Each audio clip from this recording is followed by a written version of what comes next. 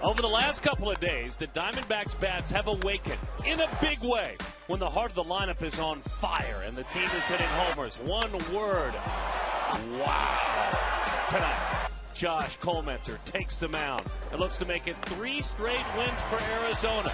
It's Philly, it's Arizona, and it's next right here on Fox Sports Arizona.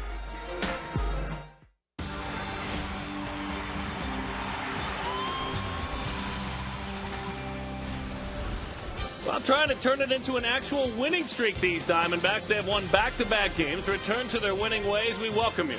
And Justin Upton welcomes you to the great state of Arizona. It's the Philadelphia Phillies going toe-to-toe with the Arizona Diamondbacks right here on Fox Sports Arizona.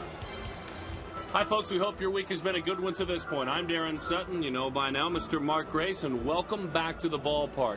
Gracie, with all due respect to the other 7 outside of the pitcher in the starting lineup, there's one man that proves when he is in the lineup, the team is just a little bit better. That's why you receive MVP votes. That's why Justin Upton coming back has helped this club.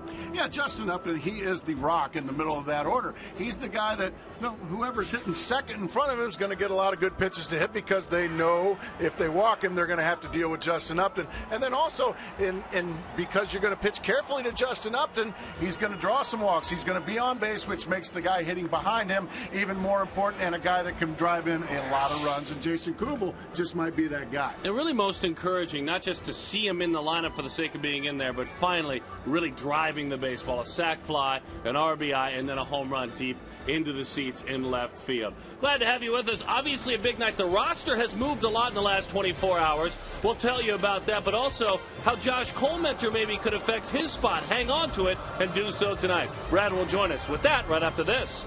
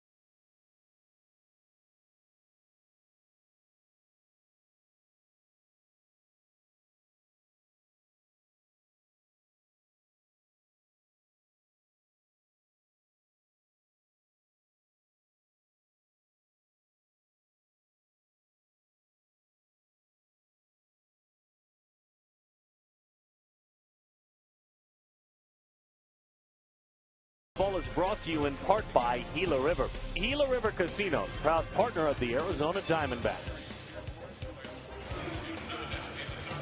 Just a few minutes away from first pitch here at Chase Field. Just like last night, the roof is wide open. Game 2 of this 3-game series against the Phils. Tonight's starter is Josh Comenter, and to say that tonight is a big start for the D-backs right-hander is an understatement. Off to an 0-1 start. His ERA is over 10, but I talked to him yesterday. He says he is starting to find it. He's not worried about his mechanics. The key for him is being able to work up and down in the strike zone. Let's hear from Josh and his pitching coach, Charles Nagy. Well, my pitches haven't gone away, and that's a good thing. My fastball, curveball, and changeup have all been there and felt good. It's just a matter of fine-tuning them, and I think it was all just mechanically. And to be able to throw down in the zone and then up in the zone when I want to, and it makes the curveball and changeup a lot better when my mechanics are how they're supposed to be. Everything works like a well-oiled machine that way. You know, a lot of times you just put too much pressure on yourselves, and sometimes as players, as pitchers, as anybody, you just got to kind of get out of your own way after a while and stop thinking about so much stuff and just kind of let things happen. And a lot of times you don't realize that to a pitch or so during the game. You're like, oh, there it is. What was I thinking? You know, you give the hitter too much credit. There's so much stuff that goes on mentally in this game that, you know, the thoughts just, and it gets confusing in there. Was hoping more of the same for Josh Comenter. It was interesting. Last season when he struggled, he typically bounced back with a nice game after that. So the D-backs hoping that is the case tonight. They're also hoping their offense is back. 16 hits, 9 runs last night. We are getting set for game 2 of this 3-game showdown. The D-backs offense was on fire last night. Hopefully it stays the same tonight. Darren and Mark Grace back with a call in just a bit.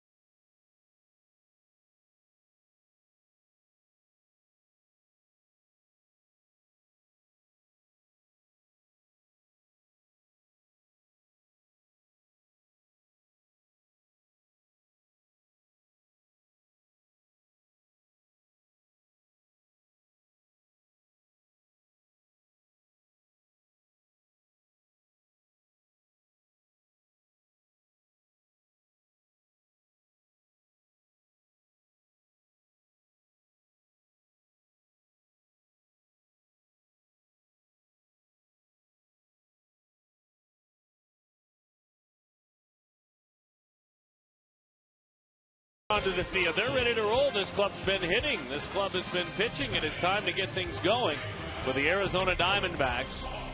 Charlie Manuel still hasn't found the offense he wants. They did rat-a-tat-tat Joe Patterson last night and hit late in the ballgame. As a matter of fact, Patterson today was sent down to AAA, and they hope to get things right with Joe, the left-hander. But that's it. I mean, otherwise, this is a club that hasn't scored at all, and this is a long-time hitting coach that's been frustrated with them.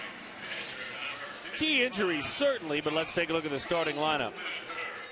Juan Pierre at the top of the batting order. Pete Orr gets the start.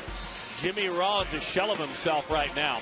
Hunter Pence, Shane Victorino, Ty Wigington, Lance Nix with Brian Schneider, the veteran, catching, and Vance Worley batting ninth and on the mound. So we look at the numbers for Josh Comenter last time out. Arizona Ford brings you the numbers. And Gracie, you see 5 1/3, but you see 4 runs. I think you'll tell folks he was a little bit better than that. Yeah, his line score wasn't as good as the way he pitched. He was much better the last time out, and he needs to build on that. I think he did a good job of getting his confidence back. Now he needs to go out, and he has to show it physically right here. Always a good start with strike one. We saw that last night from one Wade Miley, didn't we? Yeah, we certainly did. A lot of early strikes. The catchers are ready. That one, a low strike. Pierre doesn't like the call. But Juan in the hole, 0-2.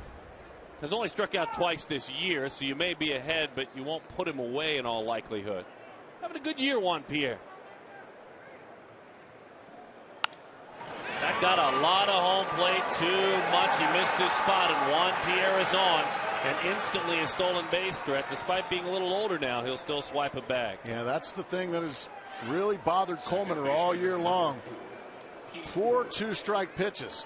I mean, fastball right down the middle, 0-2. That's painful. Was Montero trying to waste up? Yeah, he wanted it up, and boy, it was thigh high right down the middle. I'm not a huge fan of that high, nose high fastball, 0-2. Pierre's on the move. The throw by Montero. Got him! He keeps it up, Miguel Montero, like a cannon from behind home plate. Well, that's as good as it gets. Coleman did a really good job keeping Pierre close. Pierre had a very poor jump, and Montero makes him pay. I mean, this thing's waiting on Juan Pierre, one of the better base stealers in the game, and it was waiting on him.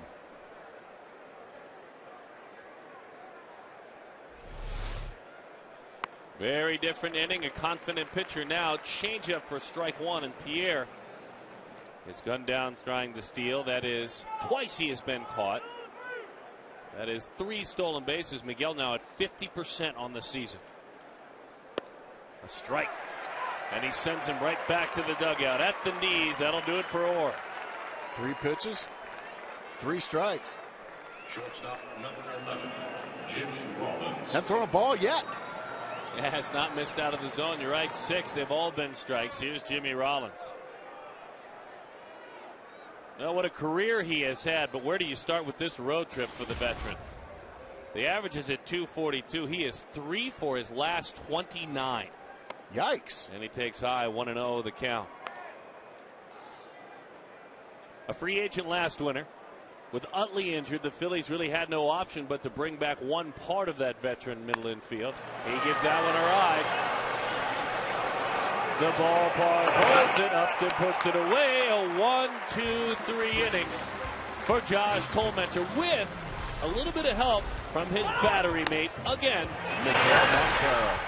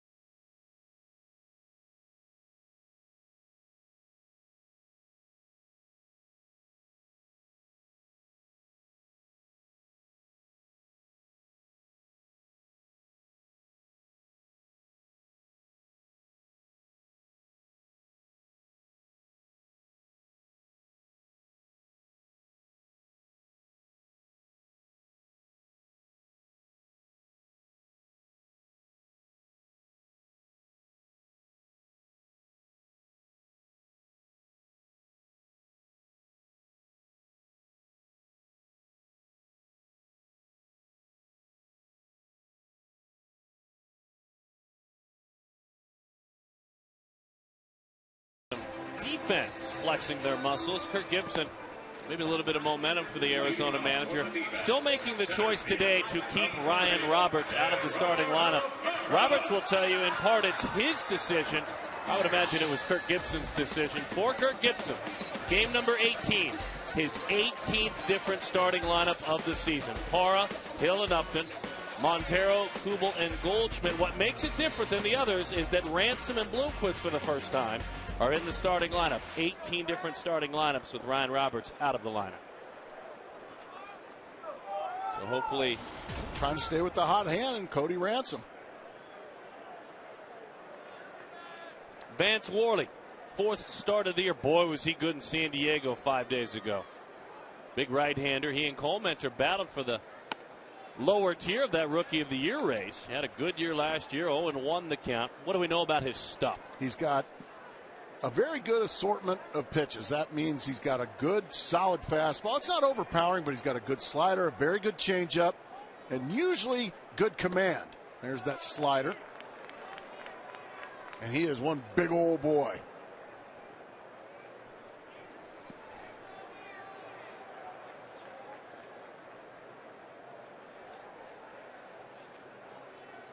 The 1-1. A little cut to that fastball to grab the outside corner. 1-2 the count. Boy, if that isn't a pitcher's pitch. I was going to say, Ed Hickok so far, a pretty generous strike zone for both pitchers. This could be a low-scoring ball game. The 1-2. Curve ball, fly ball into left center field. Over to make the play is Shane Victorino. And he puts that one away for the first out of the inning. Let's take a look at the Philadelphia Phillies defensively. Juan Pierre at left.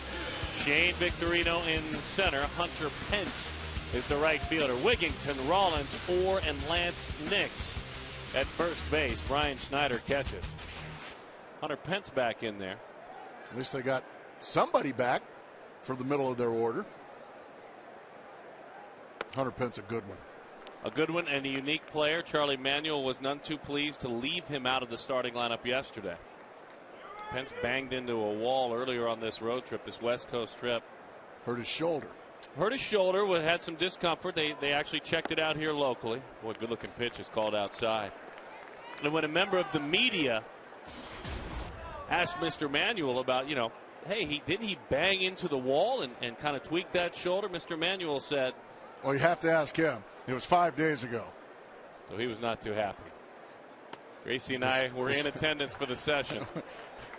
So, how's Pence doing? His arm's sore. Didn't give you much else. Got a sore arm. Oh, what part of his arm? I don't know. He didn't even know. He didn't even want to talk about which arm. He even said, I'm not even quite sure which arm. You better go talk to him.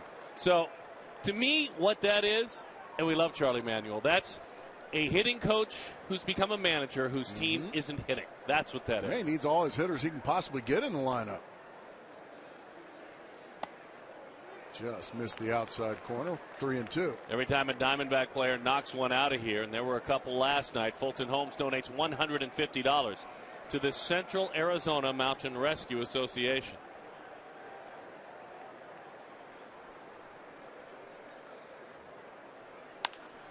Popped up, beat him with a fastball. Nix and Orr get together. Pence is coming in as well. And it's the second baseman, Pete Orr, who has spent a long time in Washington, Atlanta, playing in the National League East.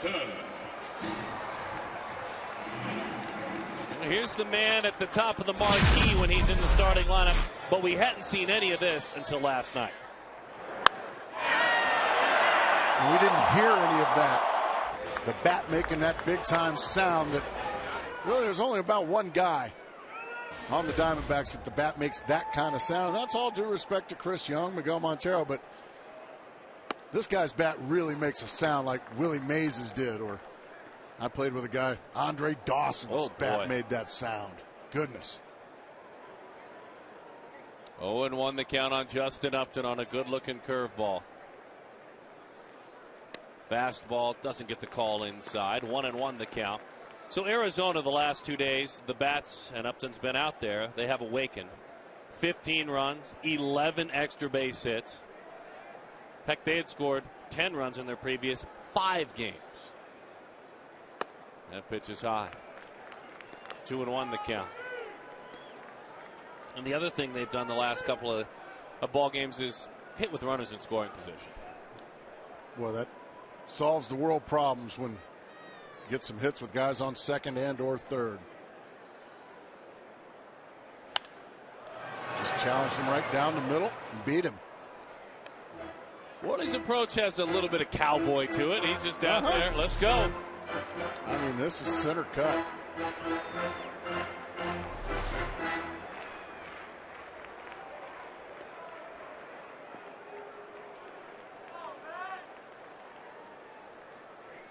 Gracie talking about Kubel benefiting from Upton being back in the lineup. As the 2-2, good-looking take, 3-2 the count. Expound upon that quickly. Well, he's going to get more opportunities because people just don't pitch to Justin like they would other guys in the lineup, because no pitcher wants to give up a tape measure home run. They don't want to be embarrassed. I'm sure you know that feeling when you give one up a long ways. In on the hand, strong enough to muscle it out in the left field. It's good to see, isn't it? I think that thumb's close to heel. I think you're right. And going back to my point, Darren, and this is all due respect to you, but there's not a pitcher in this game that hadn't given up a long home run. And it's a bad feeling. And Justin, when he catches hold of one, he hits it as far or further than anybody in the game. I think last year of the top 10 longest home runs, like 5 of them were Justin's, weren't they? Yeah, he was number 1 in average distance. And a pitcher doesn't want to get embarrassed. So that means Jason Kubel is going to get a lot more opportunities such as this. Kubel waits on deck. Parra takes over the outside corner for a strike. Or Montero, I should say. So no wrap on the thumb anymore. The thumb is not wrapped up. He grips those batting gloves just to remind himself to make a fist on the bases. No protection. That's good. Into Montero. 1-1 the count. But I think also a hot Jason Kubel on deck is going to get Miguel Montero a few more pitches to hit. Love to see Miguel get on one of his hot streaks. We've seen Miguel carry the ball club for weeks at a time. High fly ball left field off the end of the bat. Pierre calls for it. Juan Pierre puts it away. Upton singles. He is stranded through 1. We are scoreless.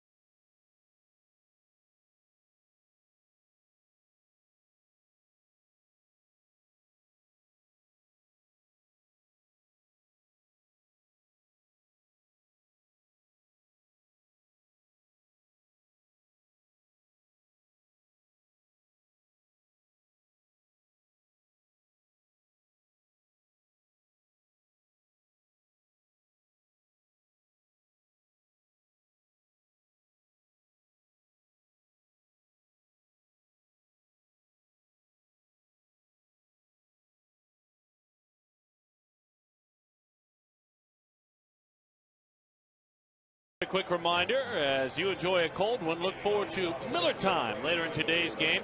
It's brought to you by our good friends and partners with Miller Lite. Well, here is that man with the unique approach, but it's an approach in Houston and in Philadelphia that has netted a ton of positive results. Hunter Pence. This guy doesn't do anything smoothly. I mean, he's very unorthodox, but boy, does it work. The stance is unorthodox. The running style is unorthodox, but he's very fast. The throwing motion is strange, but he's got a good arm. A teammate of Ryan Roberts at Texas Arlington, right? That's exactly right. They played together at the University of Texas at Arlington. So I guess we could say safely, in a blanket statement, that fine university, I'm sure both of them learned some good baseball, studied hard there, produces unique guys.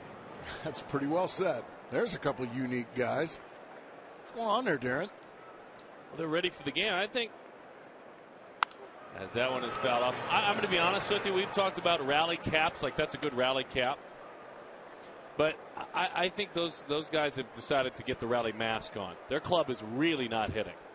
I think they're going desperation. Strike three on the high fastball. He got that one where he wanted to, up around the letters and right by Hunter Pence.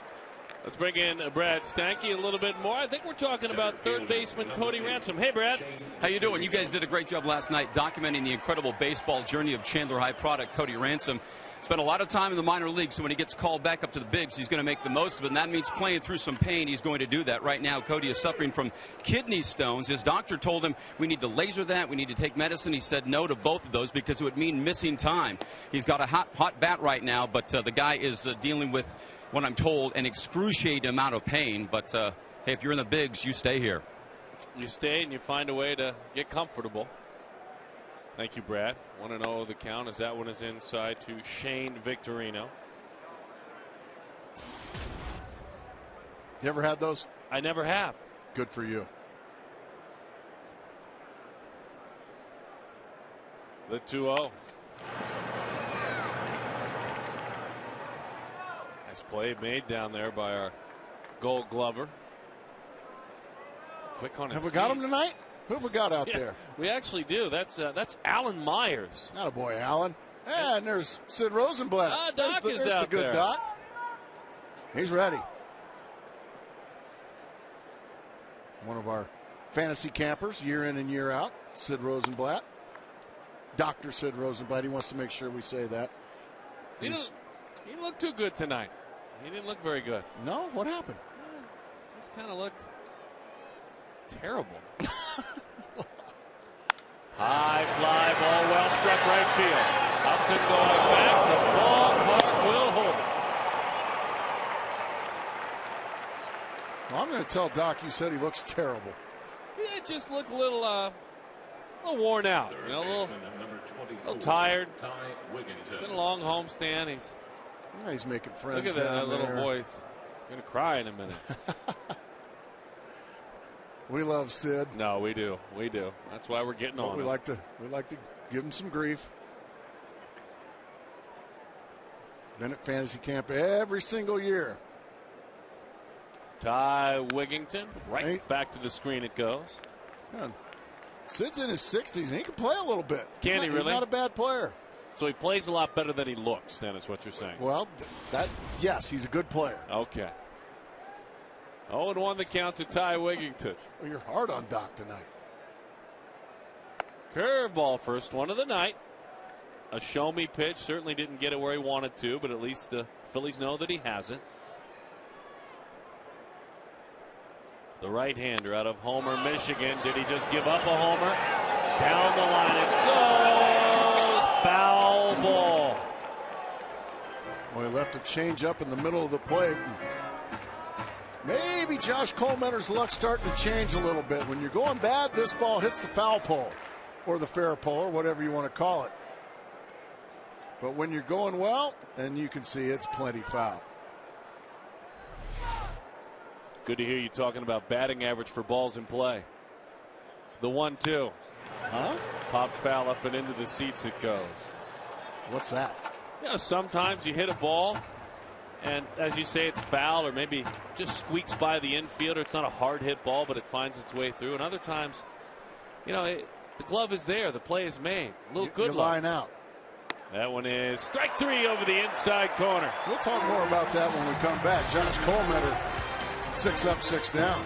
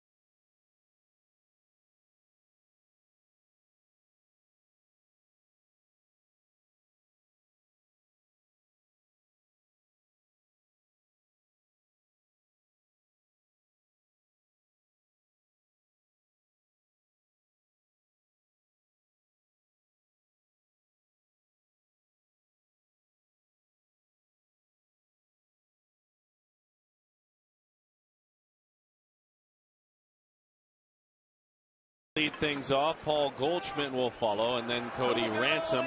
Our Kia Motors key to the game. Got milk?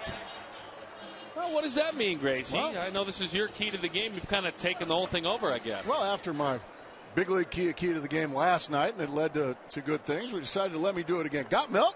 Last night, do you remember the key to the game, Darren? Do you remember what it was? I do. It was something about Oreo cookies and the cream filling in the middle. Right, because the middle of the order, the Diamondbacks needed the middle of the order, right? Mm-hmm. The 2 chocolate outsides, they're fine and dandy, but it's not the same without that cream filling in the middle. I remember. Okay, well, they've added something to that Oreo cookie, that cream. Now Paul Goldschmidt is in the lineup tonight, so just come on aboard now. How is that Oreo that middle of the order, that cream filling and all, how's that Oreo cookie going to be even better tonight?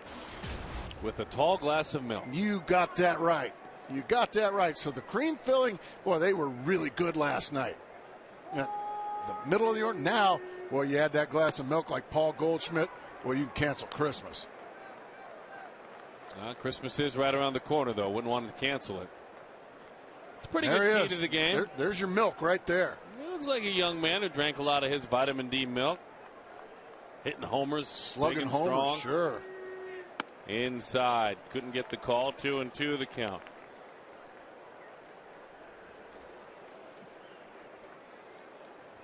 Now, when you get older like Gracie and I, you need to probably go with the skim milk and actually probably skip the Oreos. So just a glass of skim milk, no cookies. Inside corner, that's strike 3. That's more like skim milk there. You like skim milk? Sure. You do? He stayed stubborn with I that. like that real stuff. Yeah, he did. Stayed inside. Great pitch. All right, here we go. Skim milk's like blue. Really? Where do you get your skim milk blue. from? You gotta have some Here is Paul Goldschmidt. whole milk. I grew up on a dairy farm. We had to have whole milk. Nothing better goes better with a big, tall glass of milk than tacos. And anytime the Diamondbacks score 6 runs or more, Taco Bell gives away 3 free tacos with the purchase of a large drink. 4-6 the following day.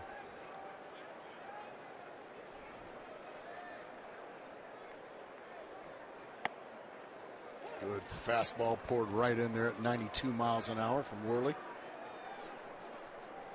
Paul is 4 of 18 on the homestand with just 1 RBI and a couple of walks. Didn't get to start last night. In on the hands, diving play right off the grass, and a fine play in the end. Not an easy play. Goldschmidt was beaten inside. Common theme here, Worley working inside. Nice pitch there. He just tied up Goldschmidt with that fastball in. Ends up being a really good play for Moore. On the short hop, smothering it and making the play.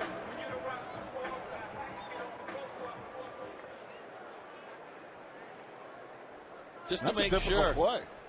Just to make sure he threw that ball. He almost caught it. Here is Cody Ransom. 3 of 7, a pair of doubles, and a pair of runs batted in back in the big leagues.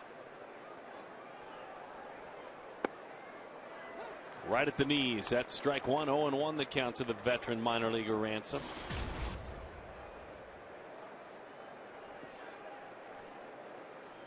He was an all-star last year in the Pacific Coast League. And that one is inside. 1-1 the count.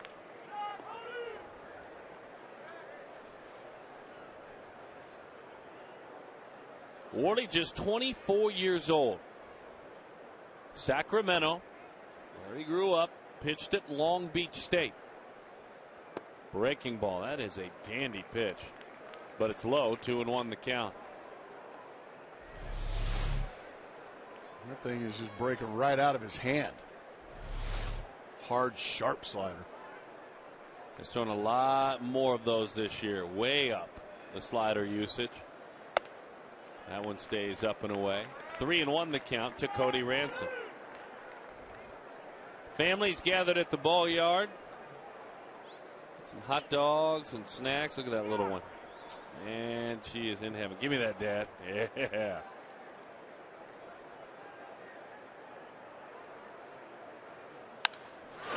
drive, center field, base hit. Keep on keeping on, number one. Cody Ransom is 4 for 8 back in the major leagues. He does a great job of getting in a hitter's count. He likes to hit fastballs. He got it, and he just rifles it right back where it came. Right out to Shane Victorino on a couple 3 hops. Speed on the base pads with Willie Bloomquist coming up. Bloomquist down in the number 8 hole now. He's struggled this homestand as well, hadn't he, Darren? Yeah, he has struggled. He has struggled dating back to Friday, the 13th day of April. He is 3 for his last 27. And one part of it's very uncharacteristic as the first pitch is into the dirt. In his last 27 at bats, he has struck out 11 times. And that's not Willie. No, he doesn't strike out like that very often. Including the last 3 games. It's the same kind of feel for him. Hot to open the year.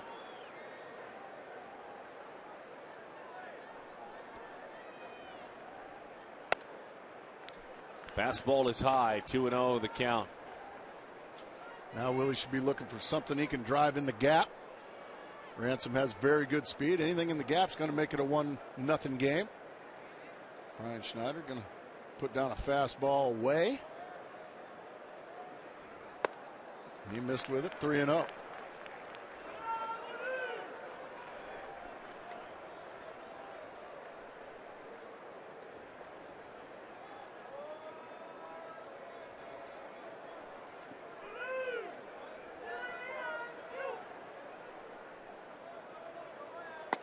Taken all the way, right down the middle. Now decision time for Kirk Gibson. Do you send the runner here on 3-1? I do.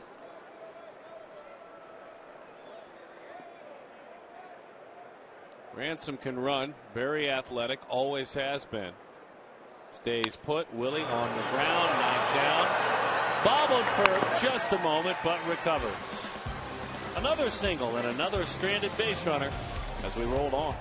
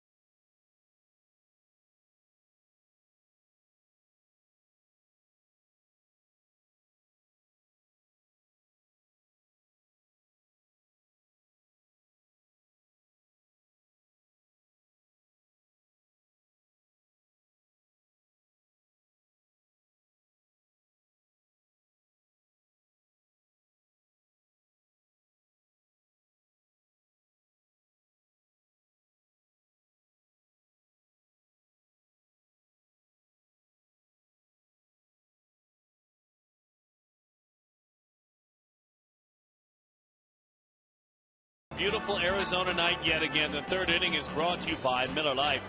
Visit local retailers and text road trip to the Miller Taste Team at 620-620. It's your chance to win one of 3 interdivision rival flyaway trips this summer. So the Phillies had a big last inning last night. Their final inning, they put 5 on the board. And there was a little bit of talk that maybe that would get them going in the right direction. Obviously against a struggling pitcher, but a major league pitcher is a major league pitcher in Joe Patterson. So I'll ask you, Gracie, if you are averaging 2 runs a game and you can't hit it all as a club and you have an inning like that, can you build on it? Can you? Yes. Will you? Not necessarily. That Upton plays it off the wall. No, thank you on a double. Nice play by Justin Upton. Lance Nix with a hard hit ball. Nix 5 for 19 this year. But yes, you can build on it, as this ball is just right down Broadway, and Nix hammers that right off the middle of the wall. Nice play by Upton. Good read. And he keeps Nix at first base, and the double play still in order. However, I think a lot of times in the way the game turned, you still got beaten 9-5. So, you can look at it. Yeah, hey, we've proven we can score some runs, but by the same token, you also realize it's just kind of eyewash. Okay. Does that make sense? Sure.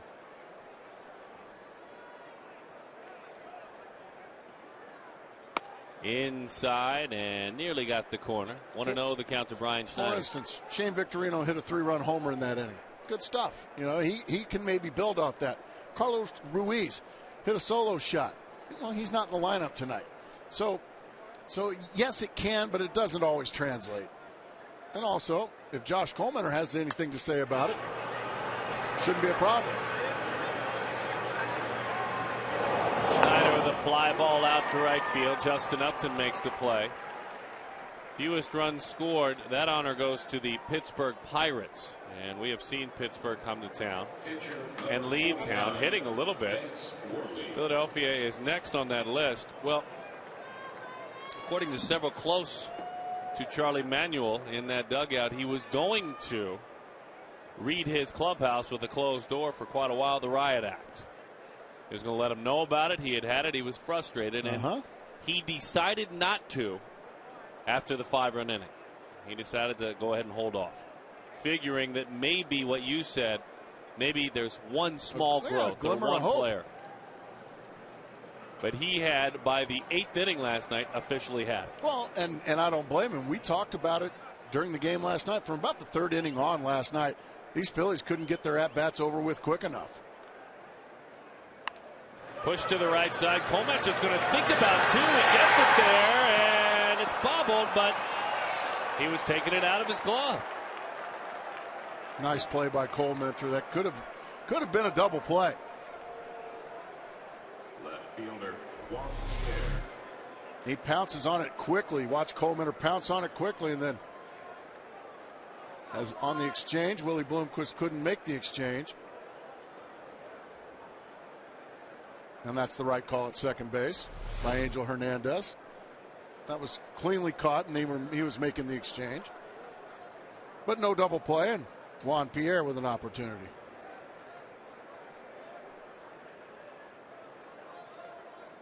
Pierre takes a strike.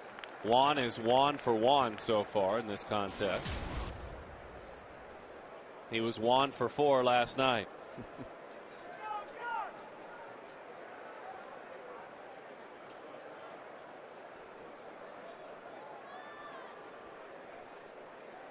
But more than 2,000 hits in his big league career. Really, Josh Coleman with a big old curveball. Did you see Pierre's reaction? Where'd that come from? He didn't know what to do with this. Hey, you're not supposed to have a curveball. That's great. 0-2 the count to Pierre.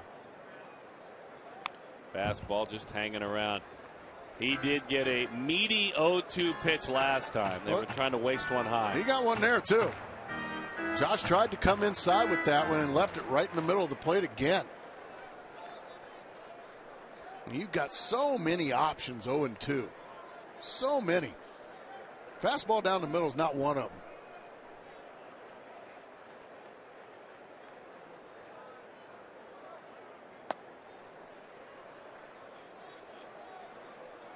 You know, when you look at the outfield defensively, too, for Pierre, a slap hitter, what a fun alignment that is to look at. Kubel really shallow, playing like a dramatic right-handed pull hitter.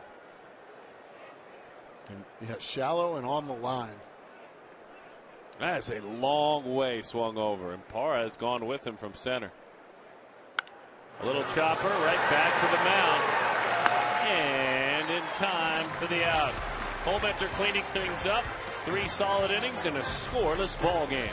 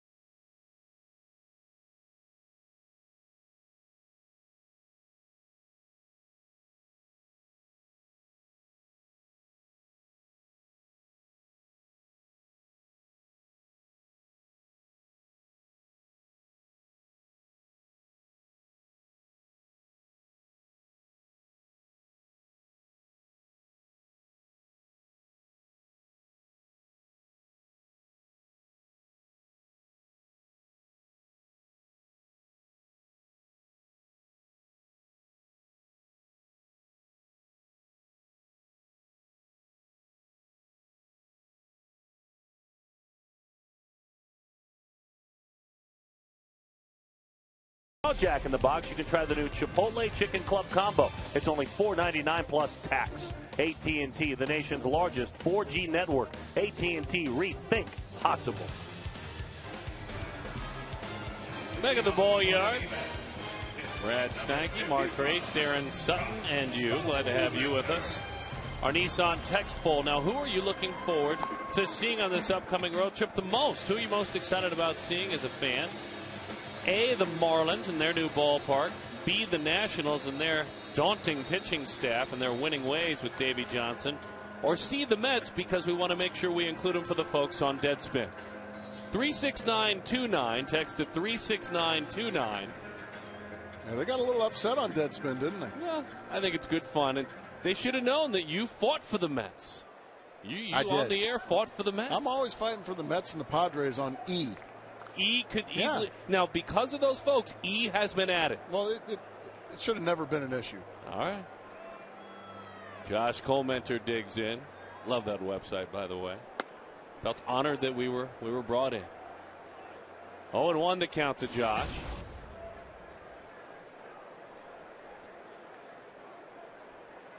And we love going to New York as well. Don't you go to Don't you go to a peanut butter store or something like that there? Oh, yeah, right by NYU Peanut Butter Company. You always claim it's very big league. It is very big league. But you've never invited me.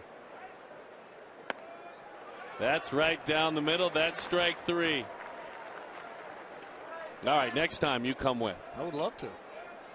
It's a subway ride. You got to change subways, and then you get over there by NYU. He's in. I'm in. I'm taking the train from D.C. up to New York. Yeah, I'm not. Are you going to fly with the team? Or are you going to take the train with me? Why don't you come on the train with me? Should I? Yeah. See if I can just avoid the team the entire trip. Here's Gerardo Parra. That's right. You're not flying with the team tomorrow. I am. Well, you're a team player. Well, very true. Enjoy your flight.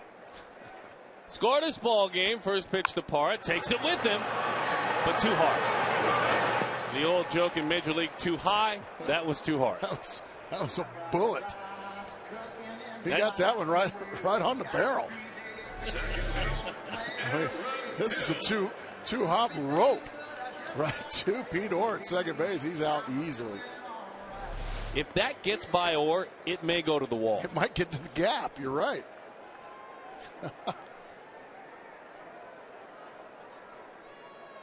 All right. Idea was a good one. Execution for Kirk Gibson just wasn't there. The idea was a good one. It's a team that doesn't take advantage at all of bunting.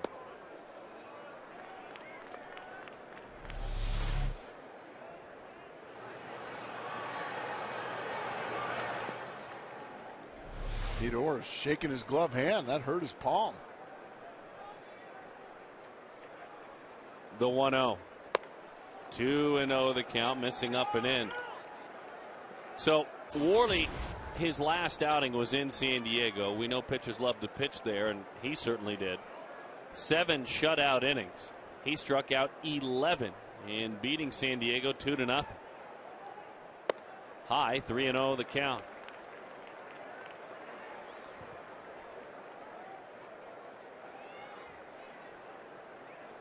So we now know that Vance Worley and Ian Kennedy can hang high strikeout numbers on the Padres. And Kennedy is always good for 9 or more against San Diego. Didn't he get like 13 a couple of years ago, maybe 3 years ago? In a day game in San Diego, yes, he did. If you missed it a couple of days back on Sunday, Ian, a very workmanlike effort, had his average stuff, and he pitched like an ace because he pitched 7 innings to give up 3 runs. Well, he's earned himself a walk. So Aaron Hill is on. That's his 9th walk this year. On base percentage, a little bit below 350 for Hill. Now CenturyLink High Speed Internet presents CenturyLink High Speed Pitch. Worley, Cole Mentor. Worley always has been a guy that's going to throw a little bit harder. It's Justin Upton.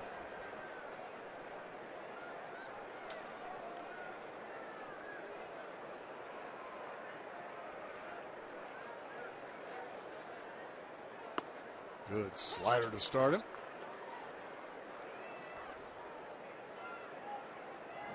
So when you pitch with the starters and you pitch well, you sit with the starters. Sit with them. Doggone right. Boy, did he earn the right to sit with those guys, and then some. A little scouts buzz today about his performance last night. When you get guys that see players at all levels all the time talking. Yeah, some of these guys been around the game for 50 years or more. They were raving about Wade Miley, the way he threw the baseball last night.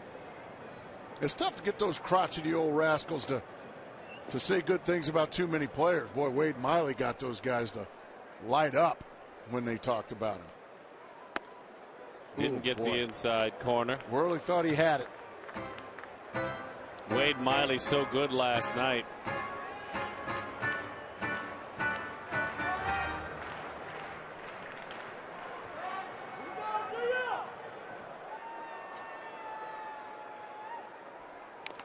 Hanging around with a breaking ball. That was a slower curve ball. Geico quote of the evening, Wade Miley. I wasn't real sure what was going on. It really doesn't matter. Starting, it really doesn't matter. Whenever you get the pitch, just go out and pitch. Keeping it simple. That's awfully profound. 1-2 the count.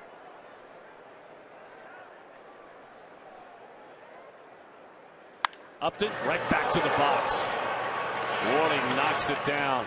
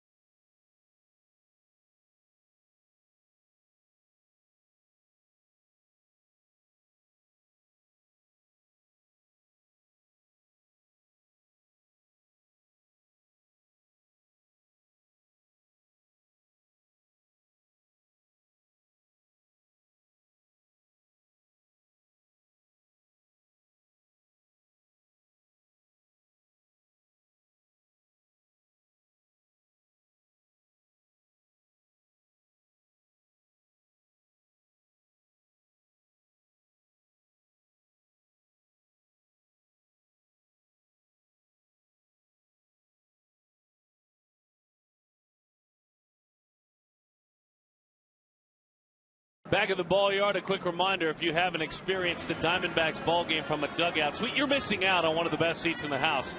The dugout suite is located right next to the player's dugout and offers an unparalleled view of the on-field action. The suite includes in-seat food and side-seat flat panel TVs. There's also dates available in the suite, so call now, 602-462-4600, or log on to dbacks.com/suites.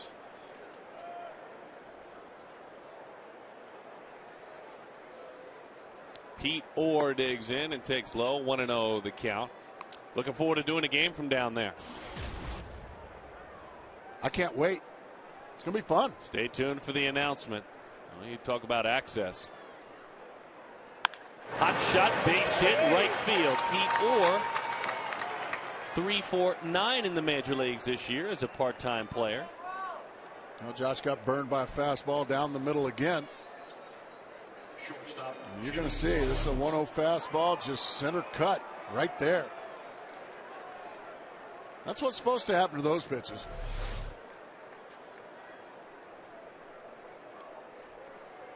And now Jimmy Rollins. Looking for a ground ball. Rollins flied to right field back in the first inning.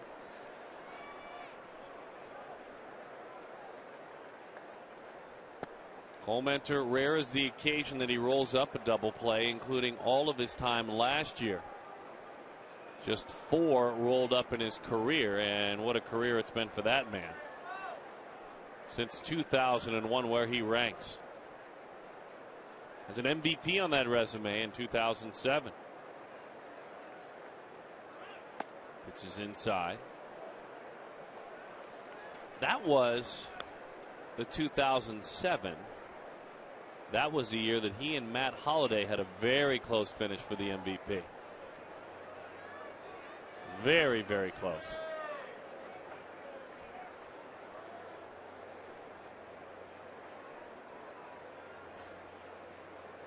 That's a fun list, boy. Good changeup on 2-0. That one froze Jimmy Rollins. Strike one. Nice pitch. Rollins is geared up for a fastball and just doesn't get there, and he takes it for strike one. Good pitch.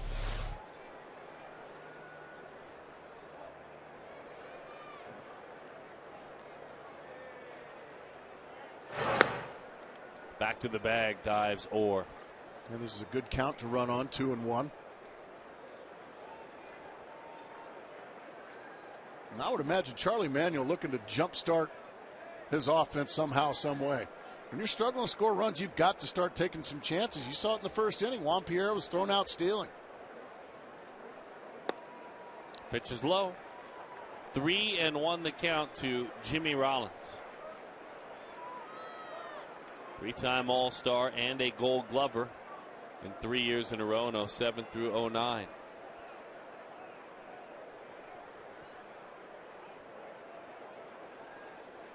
Big pitch here for Josh Coleman.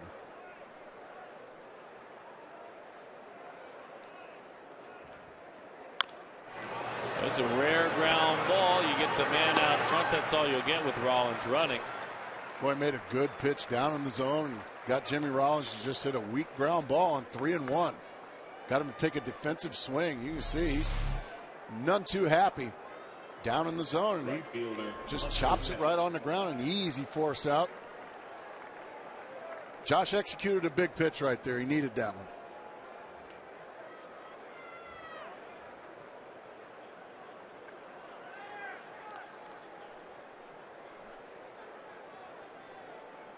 Hunter Pence was a strikeout victim his first time up, but he's still very dangerous.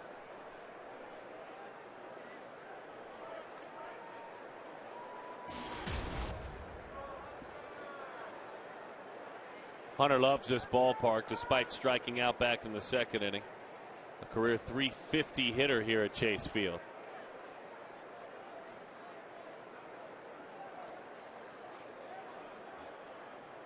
Boy, what a big acquisition he was last year for a team that was in need of a little bit of a kick to the finish line. Clutch hit after clutch hit when he came to Philadelphia.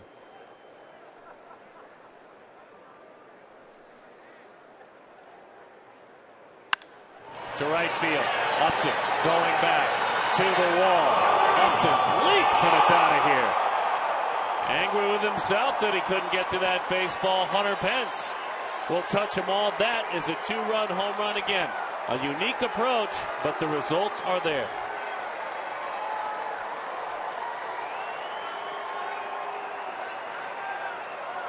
Well, probably to no one's surprise, it's a fastball down the middle.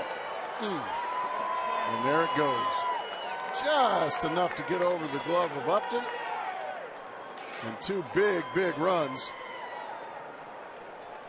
for these Philadelphia Phillies. And the way Vance Worley's throwing the baseball, you're hoping that's not too many.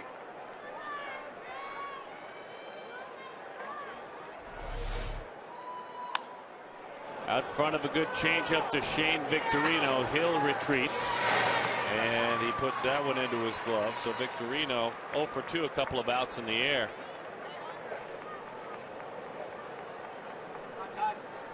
That's quite a drive to right field. Upton, I think, grinding on himself a little bit. I'm not sure if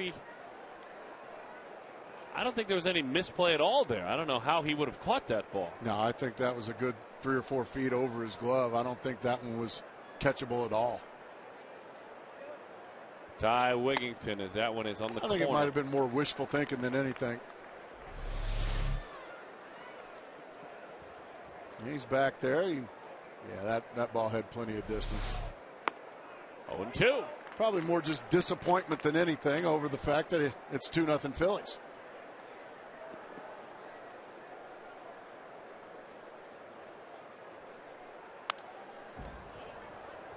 Tried to throw that high fastball again on 0-2. Wigington struck out looking back in the second inning.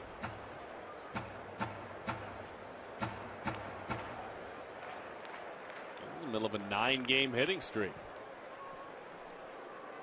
Curveball, fair ball on a hanging breaking ball.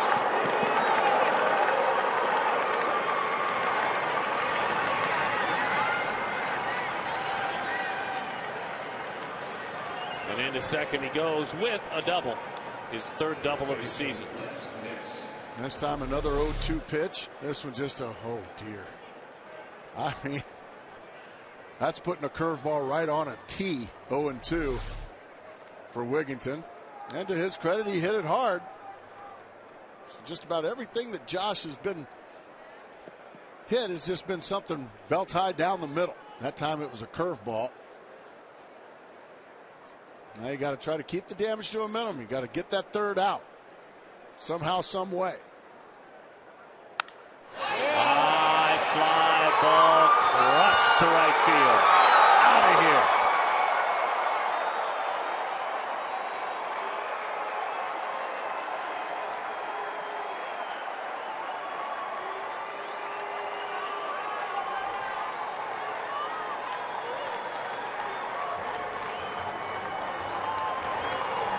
Four to nothing Philadelphia. As the home runs continue to sail out of here. This time a hanging changeup. Belt high down the middle. So it's not so much pitch selection, it's pitch location. I mean, these things are just right in the center of the plate and belt high. Good news is it's still early in the ball game. But Josh Coleman's got to keep it right there now. Can't let this thing get away from him. Bouncing ball, Hill with a dive. Comes up from his backside. Can't dig it out. Paul couldn't pick it clean, so that'll be a base hit.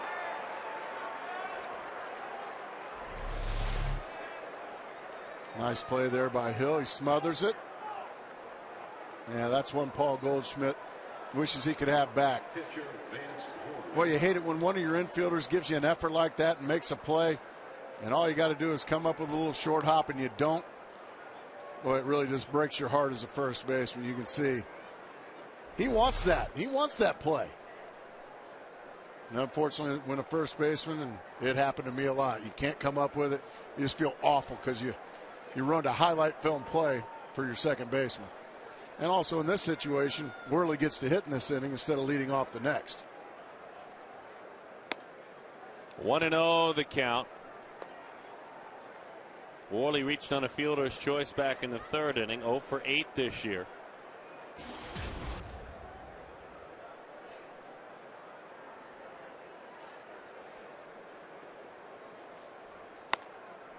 One and one to even things up with Juan Pierre waiting on deck. Again, 2.5 runs per game coming into this series. That's it. The dangerous Philadelphia Phillies.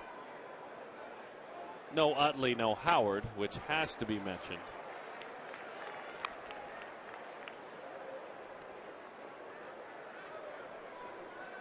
I tell you, Lance Nix is having a night.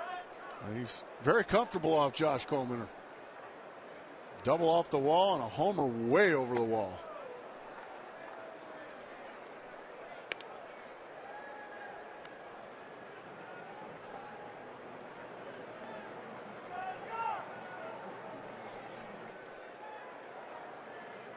Utley still on the mend. Swing and a miss. That will do it. But a couple of long balls off the bats of the Philadelphia Phillies. A little bit of swagger for the first time in a while in that dugout.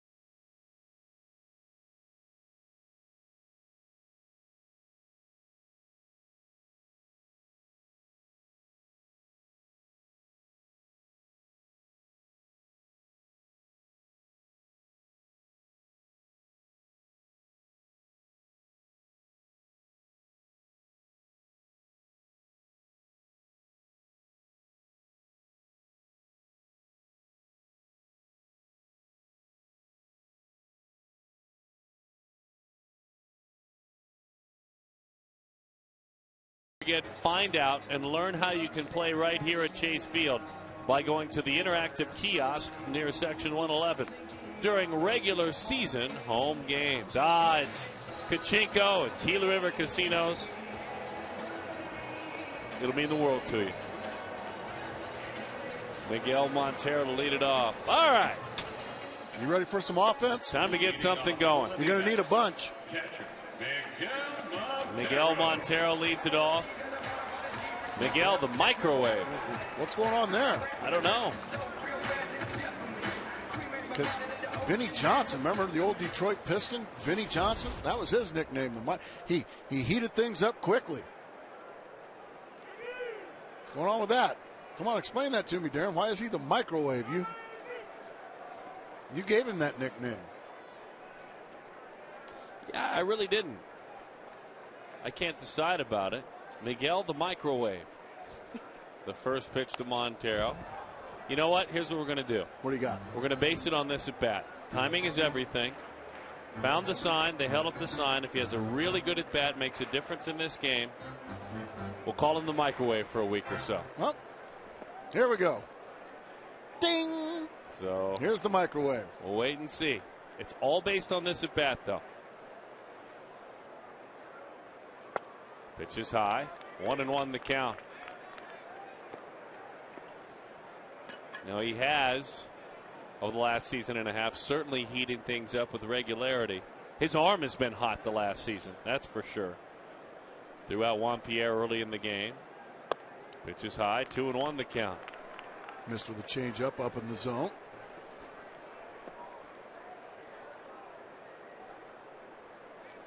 Wow, in his career, left-handers just 198 against Worley. What's that tell you? Good changeup command and pitches into lefties. Yeah, here one comes. He missed with it.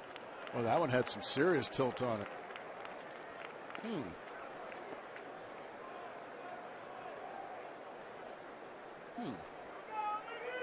3-1 the count. There you have it. That's amazing against lefties. The 3-1. That's a beautiful fastball in the outside corner. And it's good for Miguel to take that one. You're not going to do anything with that one. You're only going to make an out on a fastball right on the outside corner. That's a perfect pitch. Montero pops it up. Juan Pierre coming on in. Nope, he's not the microwave. Never again. So.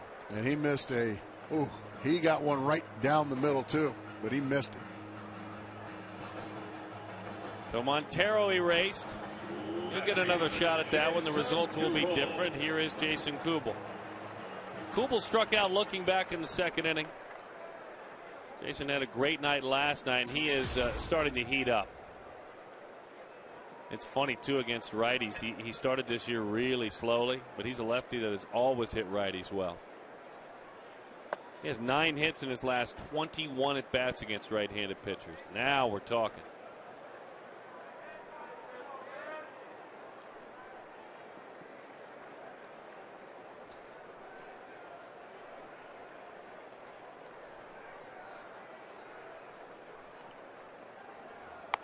Well, that's a pretty pitch. I mean, just painting the outside corner. What do you do with this? You take it. You take it, especially strike one. I mean, that's just a perfect pitch. That's doing it. Sharp breaking ball inside. Oh, this guy makes you really glad you're retired.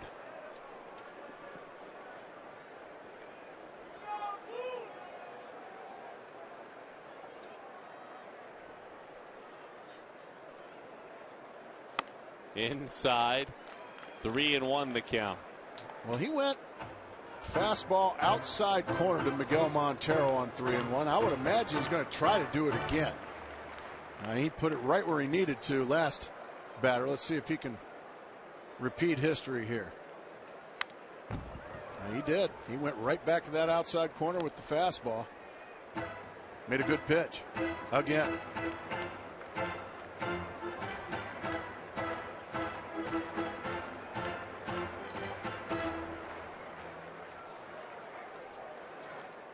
New man down in that bullpen, Mike Zagurski. That's over the outside corner. That's strike 3.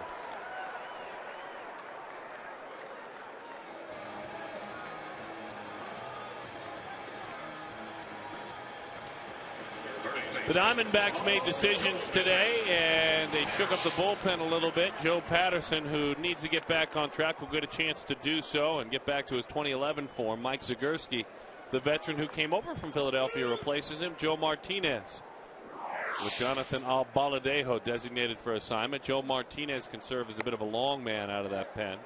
Jonathan, we hardly knew you.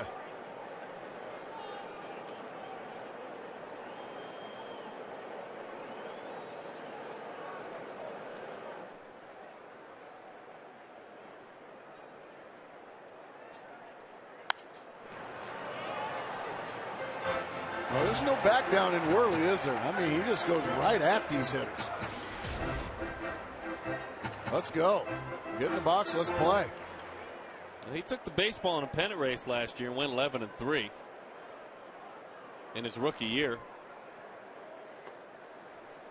Which is pretty doggone impressive. He hits bats, not a massive strikeout guy.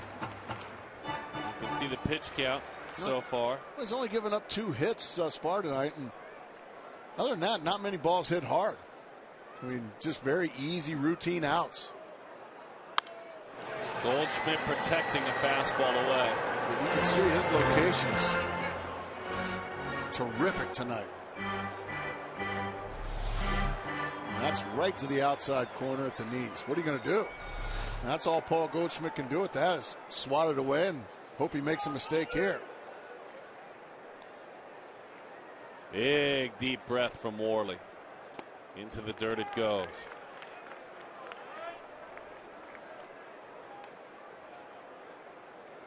Kind of looks like a guy, too, in a bench clearing brawl you might want to avoid. He's going to take up some space. Big old drink of water out there at 6'2", 240. Breaking ball. Looks like he might be just squirrely enough to rip your face off. Well, one of his hobbies is working on muscle cars. Has to work on in the garage. Bouncing ball. Ranging to his left is Wigington, and in time for the out. So far, so good for the right-hander out of Sacramento, California.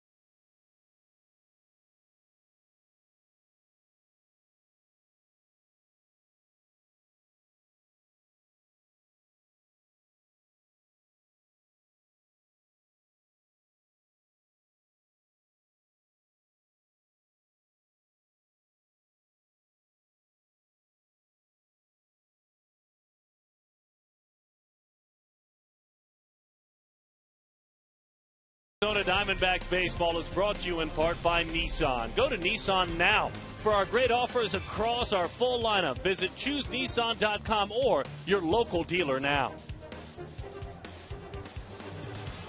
Back at the ball yard. Boy, what a beautiful shot that is as we welcome you back. Juan Pierre leads it off. A 0 is now mandatory. Down 4-0.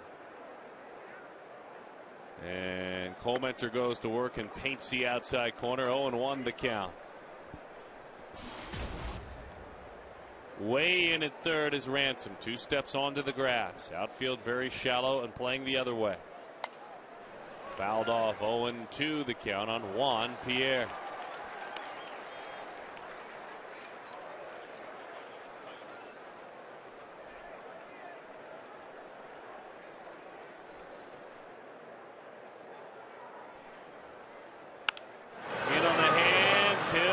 Job. Aaron enjoyed playing that one on a hop. Played it very, very well. I'm told we've got a great trivia question tonight. Let's hope so. It's brought to you by our good friends and partners with AT&T. Who are the 4 right-handed starters to have 200 innings, 10 wins, and a winning record in each of the last 3 seasons?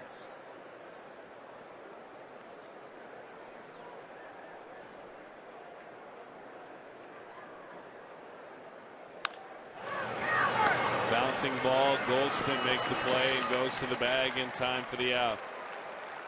Diamondbacks have won a couple in a row. Trivia continues to dwell on a losing streak. Really? Yeah.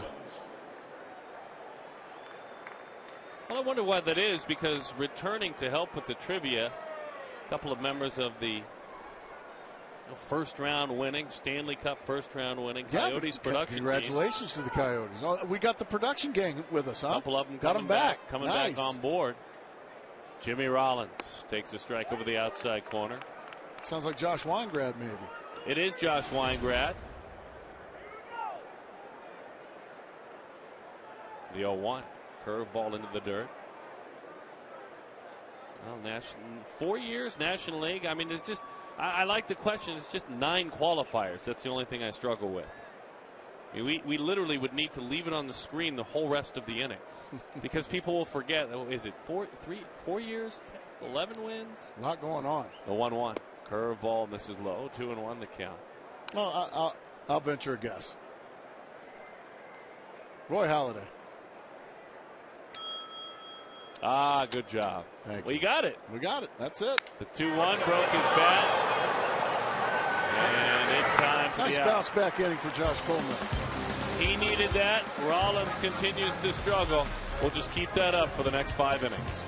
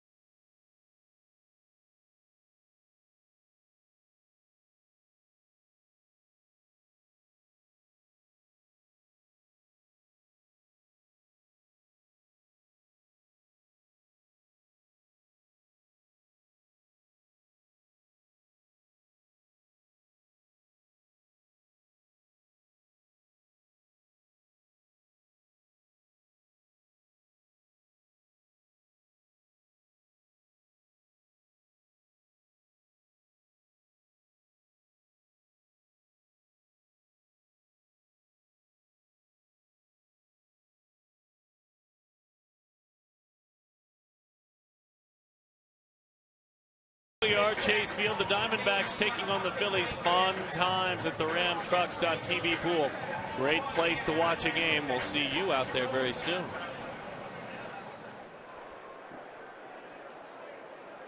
There's that question again. We have one of the 4. Tim Lincecum's got to be on that list, doesn't he? Oh, he doesn't. That one misses low and inside.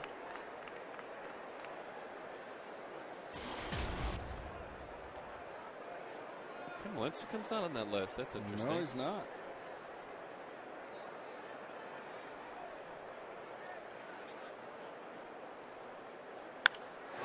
Seriously, I'm sorry. Does it seriously say winning record as well as 10+ wins as well as 200 innings? Oh, my gosh. Yeah, there's a lot going on in that question. That's ridiculous. And not that it's about me, but that's just a ridiculous question. There's too many qualifiers. Well, you're just mad because you got one wrong. Belted left field, Cody Ransom. Welcome back to the big leagues. What a run he is on.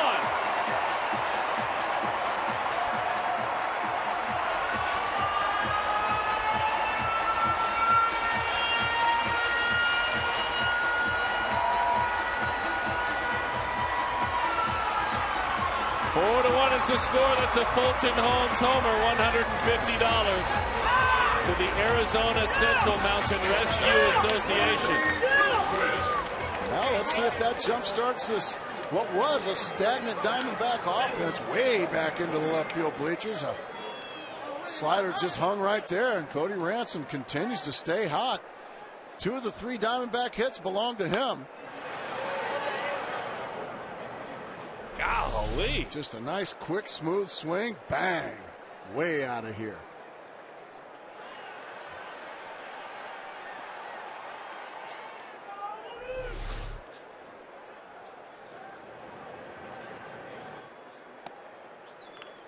The 4th home run allowed this year by Worley. Ransom, who had an incredible year last year down in AAA, didn't translate into major league numbers. I remember a big home run he hit against the Dodgers here last year. Oh, certainly. Yes. Off of Clayton Kershaw. You're exactly right, Mr. Kershaw.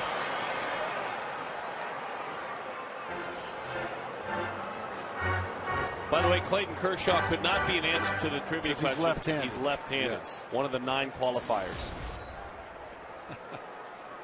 Did you see the small note at the bottom? And born in the state of Alabama. 1-2 the count. Inside, 2-2 the count. Well, Roy Halladay's on there. Roy Halladay. Let's see who else it would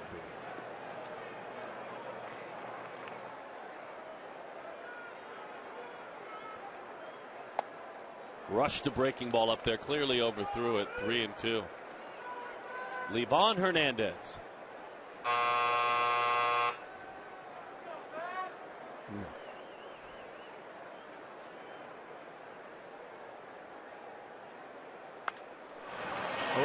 On the knuckles. Willie Bloomquist is erased. Well, he just hurt Willie's feelings with that fastball in.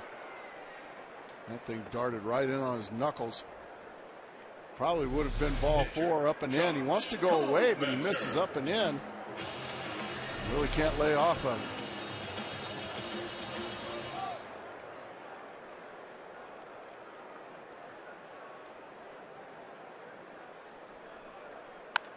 To the right side. That is a foul ball. I'll tell you what, the right field line, Gold Glovers are making plays tonight. Yeah, gobbled up down there. The Gold Glovers getting it done. Pitch is high. 1 ball and 1 strike to count. And then there's Doc. Tough go of it. Yeah, he's having a rough night. Doesn't look so good. Back to the screen it goes. 1-2 the count on Cole Mentor.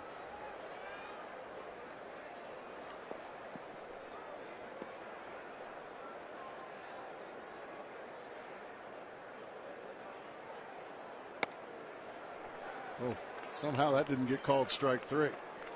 2-2.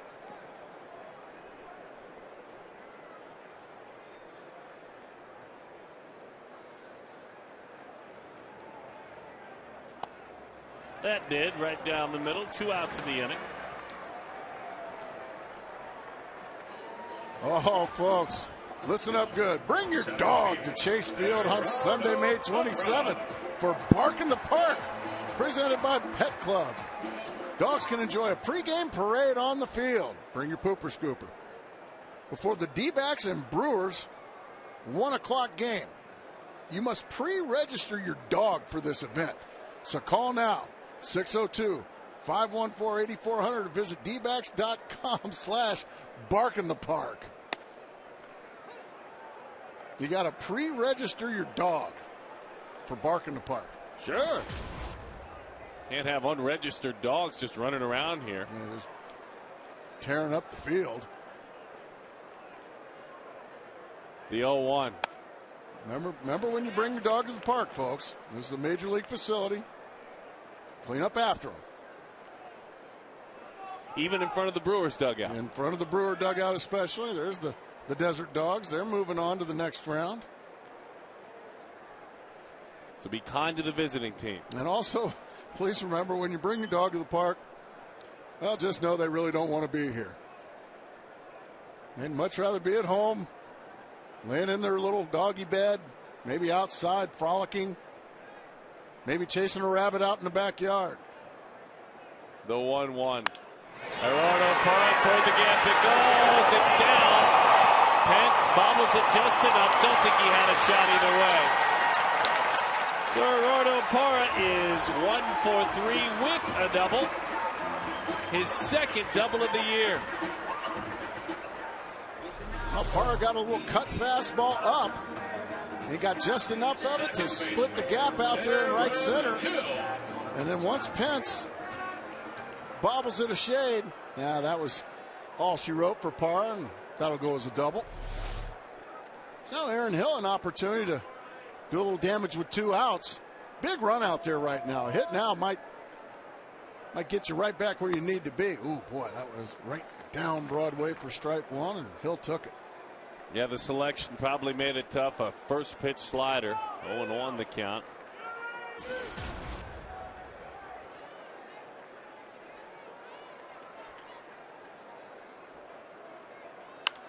To the right side, and 0-2 the count.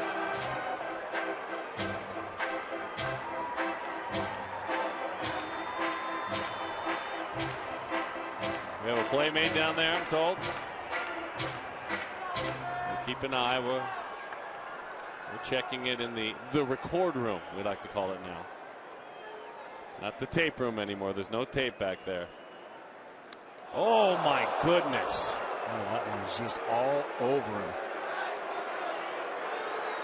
And I mean, drilled him right in the arm, but what that does is give Justin Upton a chance to represent the tying runs. That ball's just all over him. Drilled him right in the tricep. But being the pro that Aaron Hill is, he just goes right to first base. And now if you're Justin Upton, you want to make the opposing pitcher pay for that. So a visit, a Diamondbacks rally, they hope. Let's take a look at a play we might have seen by a fan earlier. Let's see. Oh, man, that's a nice grab. Absolutely. And we approve of the gear he's wearing. I know that's a big issue. I can't tell the gear. Can't tell. A lot of Philly fans around there. After a visit from Rich Doobie, the Phillies pitching coach, now Justin Upton, a chance to tie the ball game up or at least get his boys a little bit closer.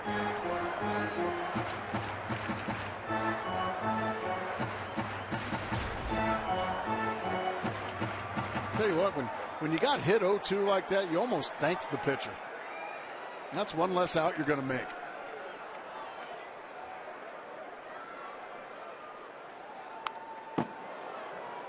Justin took a big rip, but it was just a very well-placed fastball. What's the location of this one? I mean, that is just perfectly placed on the outside corner at the knees.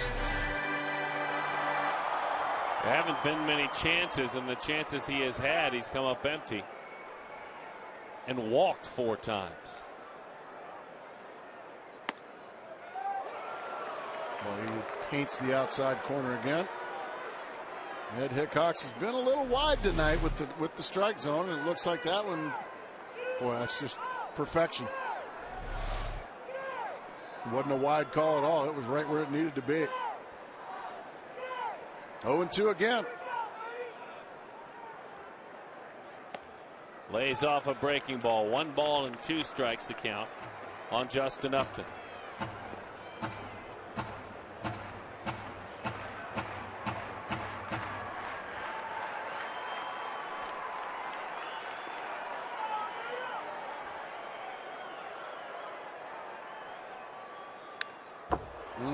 Another big rip at a fastball and foul back.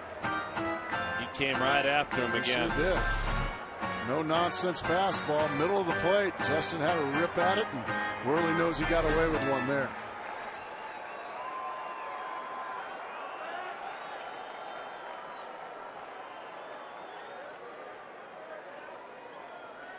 One and 2 the count. Curveball. Really threw that one hard. I mean, threw it as hard as he could, and he just missed low and inside. He doesn't throw many curveballs. Maybe 1 out of 10, maybe.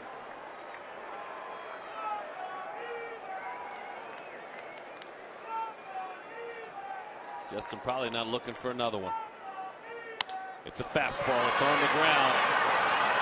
If it wasn't breaking balls, it was fastballs away. Just wasn't going to let him beat him. Cody Ransom beat him.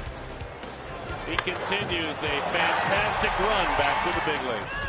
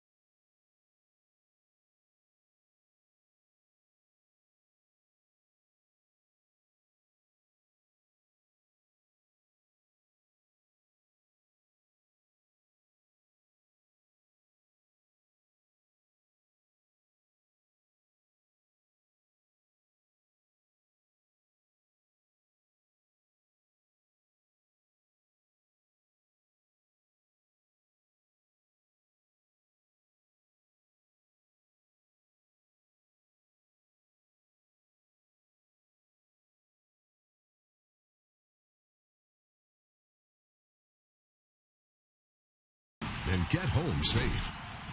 With great beer comes great responsibility. Back of the ball yard as Hunter Pence leads it off against Josh Colmenter, the right-hander out there going back to work. We're in the top half of the 6th inning with the Phillies leading it as that one is over the inside corner. 0-1 the count by a score of 4-1. Pence struck out, hit a 2-run home run to right field back in the 4th inning. Phillies scored all 4 of their runs in that 4th inning. A 2-run home run by Hunter Pence, a 2-run home run by Lance Nix.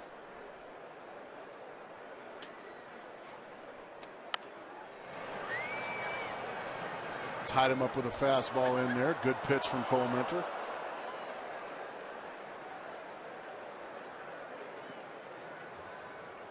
Really playing Pence to pull. Goldschmidt way off the line at first. Pitch is high, 2-2 the count. I mean, that is truly, I mean, if there's probably just enough steps to get to the bag on a ground ball to short. He is way off the line there. Not going to matter. Strike 3 doesn't matter. Fielding first base. Didn't have to that time. We saw a play the other day I know you noticed. Yeah, you got first and third and 1 out. And now you've got a young first baseman, Paul Goldschmidt. He's got some options now. If a ball hit to me, what am I going to do? Well, you got Brian McCann, a slow-hitting catcher. Now, you can step on the bag and throw home. You can step on the bag and throw to second.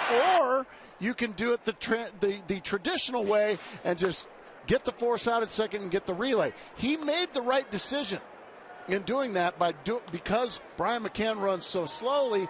He could do it the traditional way, and that way the run doesn't score. If you step on the bag and throw to second, the run's going to score in front of a tag at second base. That's exactly right. So he had said that Lyle Overbay, and he had been talking about that. And it's a young first baseman coming through when he needs to. A good pitch there, taking care of Shane Victorino.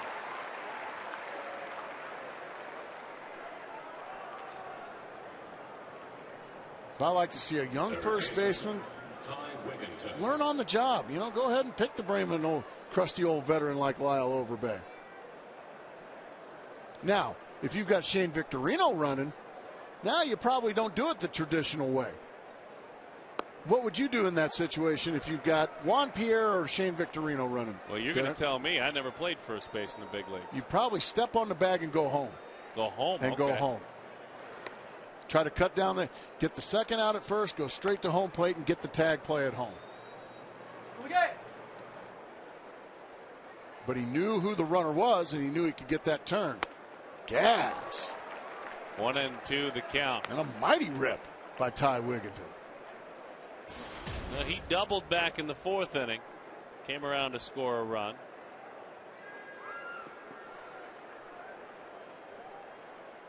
The 1-2. Back to the screen it goes. We'll do it again. That was a good located fastball right there. Mike Zagorski, welcome. Former Philly. That's exactly right. Acquired last year during the regular season by the Diamondbacks by Kevin Towers. Thought about going after it, didn't. Zagorski replaces Joe Patterson on the roster. Oh my, Josh Coleman piecing it together again nicely there, going through the heart of the order.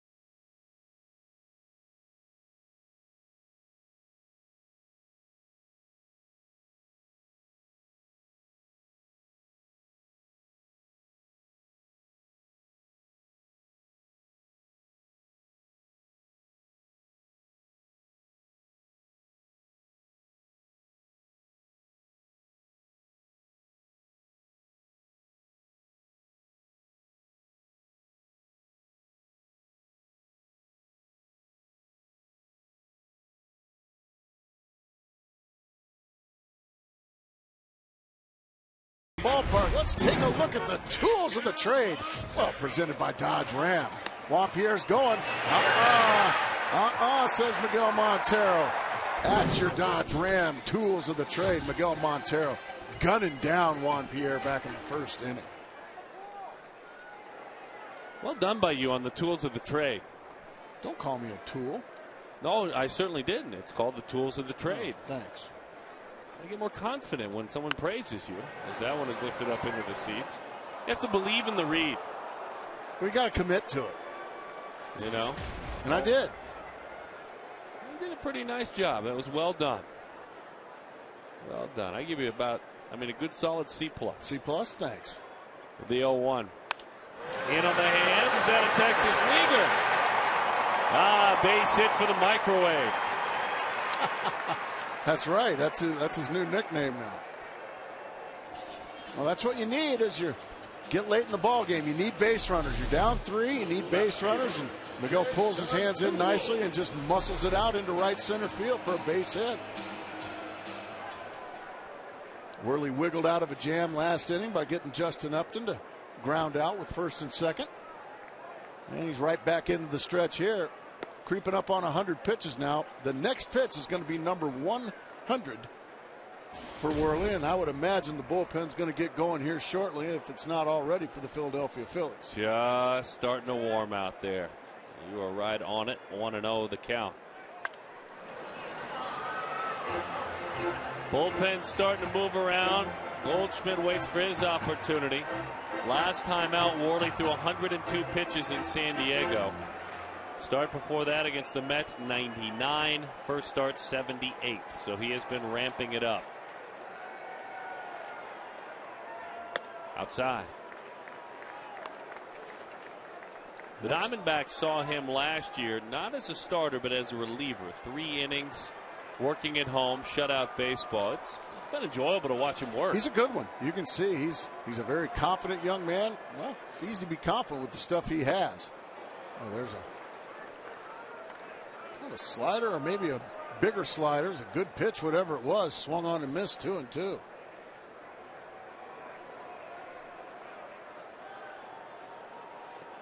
As a hitter in this situation, you're just wanting to take care of your job, and that is somehow, some way, get on base. Ball 3.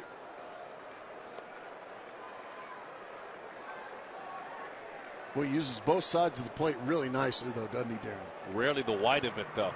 I mean, rarely does he come down Broadway. Jose Contreras, who pitches every day, warms in the pen. Got the call on the outside corner. He doesn't like it.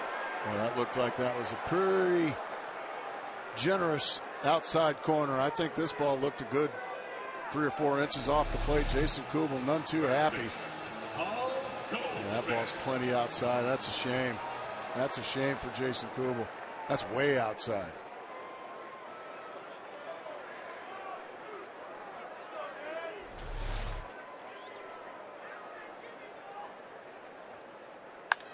Goldschmidt, high fly ball right field, heading into the corner, and into the seats it goes.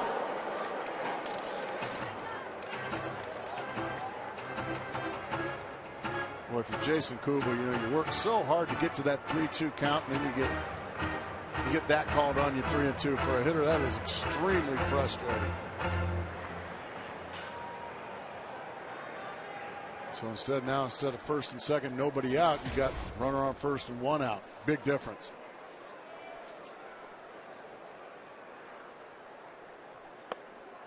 Paul Goldschmidt got a fastball upstairs right by him.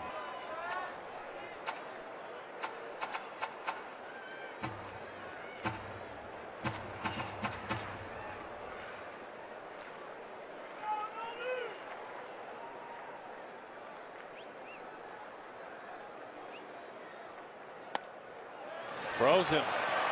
That looked like a strike, much more of a strike than the one thrown to Kubel. That was right down the middle. Goldschmidt got caught looking for something off speed, evidently. I mean, he wants to go away with it. I mean, that is right down the middle, and Goldschmidt took it. Well, that's frustrating as well. His first of the season in the left field bleachers. It's 4-1.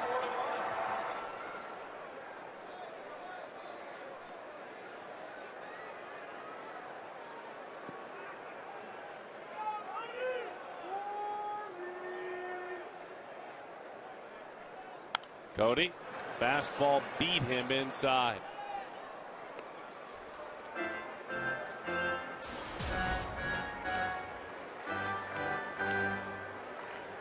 It's always a good day when you look up and see on that big scoreboard 556.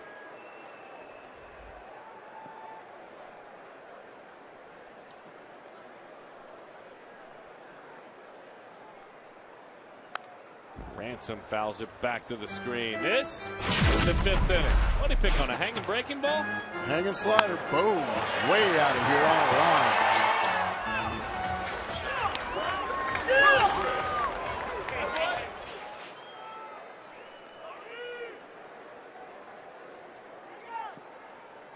Chandler High School, Grand Canyon University.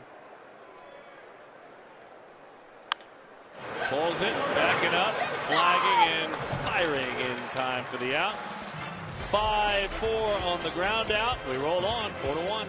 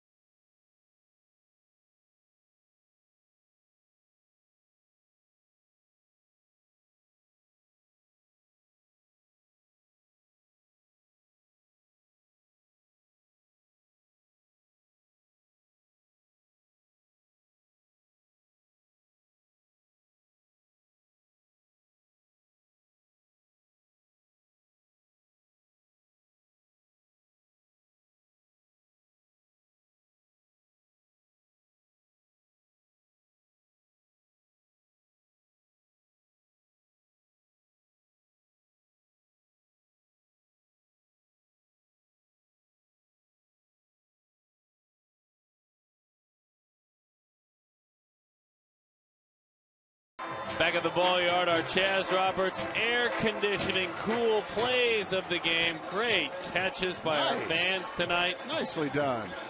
And, you know, it's always cool when you try, but if you're going to try, sometimes it might not come through. Oh, down it goes. Oh, boy. Chaz Roberts reminding you, getting hot out there, have that air conditioning checked. Call Chaz Roberts.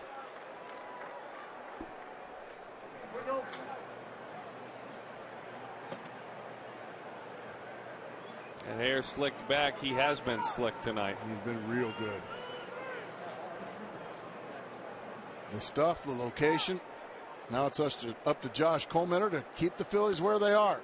Isn't it the same team with Halladay, Lee, and Hamels already in their rotation? Yeah.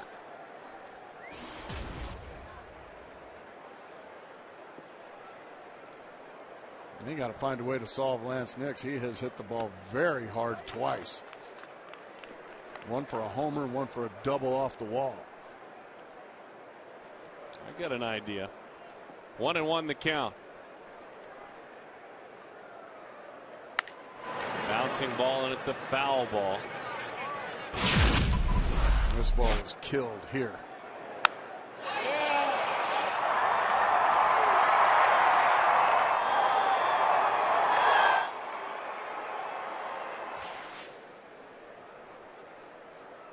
One and two the count.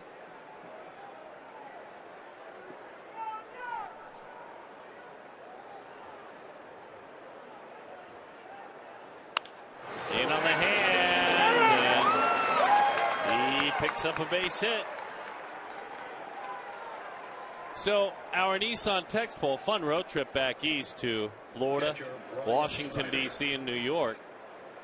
Nissan asked you to play along, and you are most excited to see the Marlins. That new ballpark. You know what I'm most excited about? I want to see Steven Strasburg in Washington, D.C. I don't know if the Diamondbacks will catch him or not, but one can only hope. I want to watch him pitch in person. I'm sure the governor has it all figured out next door. Bet you he knows how it rolls out. He can probably tell us the weather as well. We're going to some possible cold weather. You going to bring your top coat? I'll bring my nice coat. Oh, you think it's nice? Oh, yeah. I'll let you know. By the way, a happy birthday. Oscar Soria celebrating a birthday today. Happy birthday, Oscar. He's our Spanish language great broadcaster. As they say in Spanish, Feliz Navidad. No. That's hot shot, base hit, right field, Brian Schneider.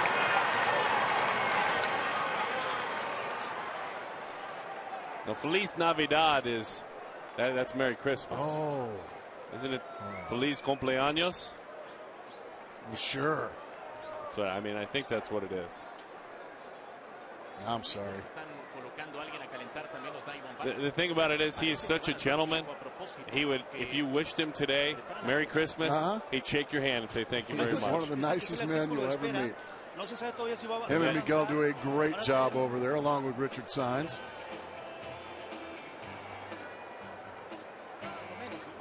Yo creo que es el único que puede enfrentar.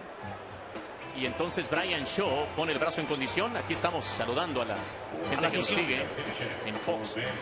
¿Sabes que pues están dando el tiempo a lo mejor para que venga a enfrentar al propio Polanco? Porque Polanco no es el tipo de pelotero que luego vas a batear por él. Si metes a Polanco de bateador emergente, Miguel, es para que batee contra derecho o contra zurdo. Y entonces va al campo de juego. Miguel Quintana joining him over there. Richard Saenz can also join him. But happy birthday, Oscar. Yes, happy birthday. See, I'll just translate it back to English. Gibson out to talk with Cole Mentor. Shaw hustling quickly, getting ready. Kirk has been known to buy time and wait for the umpire to come out. Maybe ask him what he thinks he should do. The old Tom Minnesota move. He's avoiding right now Ed Hickox. He's engaging Ed. What do you think I should do, Ed? Should I go get him? All right, I'll go get him. Step aside. More after this. 4-1 is the score. Cut fastball. A good one coming in.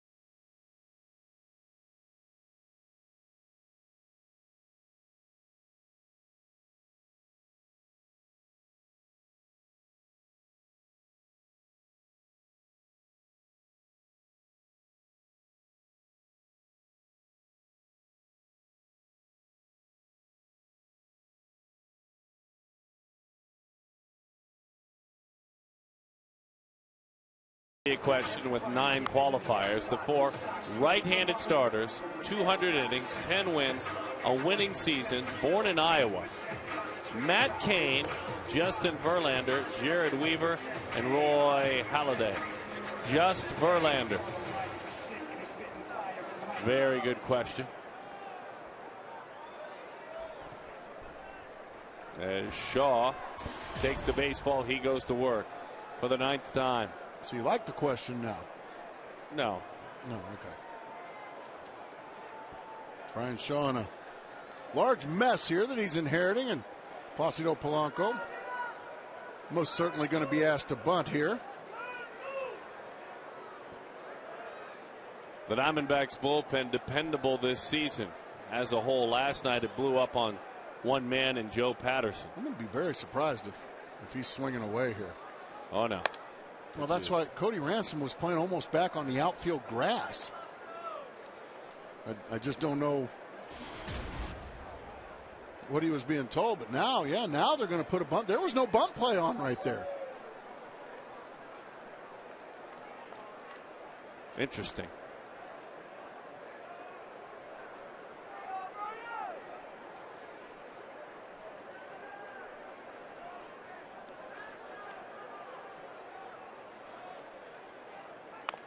Bunts it. Picked up. Better hurry. Nice play. Boy, he set his feet and really fired it there. Was not in at all a comfortable position and a long ways away to throw the baseball. Nice bunt, too. Just a perfect bunt. You can't afford to let this see if it goes foul. You have to pick it up, and then he throws a strike over to first base and gets him. But now, big opportunity here to get some insurance for Juan Pierre. And this is a guy that's not going to strike out, folks. This guy is almost impossible to strike out. Not that it can't be done, but it just doesn't happen very often, does it? No, it doesn't happen. He's only struck out twice this year, so they're gonna go ahead and play it in. I mean, really in. Look at Goldschmidt for a swinging situation. Trying to take away the safety squeeze. That one is rolled good foul. Cut fastball there. I don't know that I've seen a defense like that, Gracie. I mean, I have not.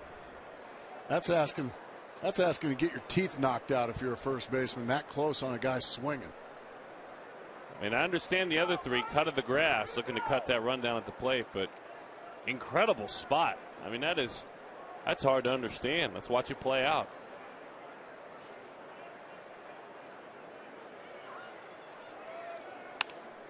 Popped up, shallow left. Here comes Kubel, still coming. Slides it in the play. No, they say he did not make the play. They say he did not make the play. Now that did not drive in a run, though.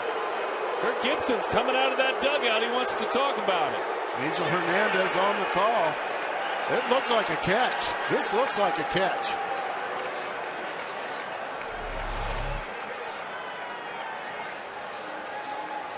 Oh, that's a bad call. That's a clear catch. Yeah, that's unfortunate for Jason. Yeah, that's an easy catch. I don't know what Angel's seeing there. Gibby's not arguing very hard, but this is a clean catch. Oh, that's an easy call, and it was missed. Well, that is a huge, huge break for the Phillies. Huge break for the Phillies. So the base is full, a huge break, a ball that was caught. Well, Jason Kubel having tough luck with the umpiring tonight.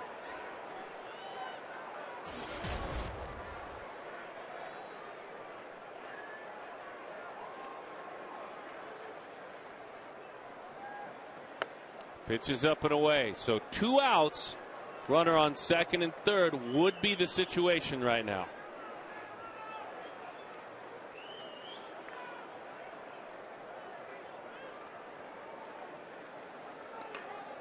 One 1-0 on Orr. Belted into the right field corner. And instead, 1 run is in. Another run comes around. Pierre flying around. He is safe. And the Philadelphia Phillies, instead of an out and a catch in left field, blow the ball game open.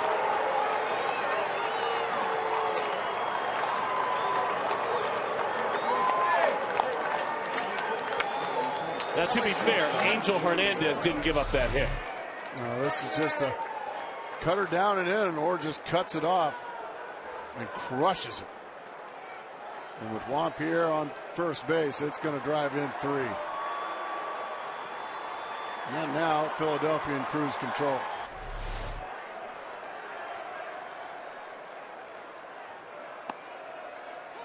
Jimmy Rollins takes a strike over the outside corner.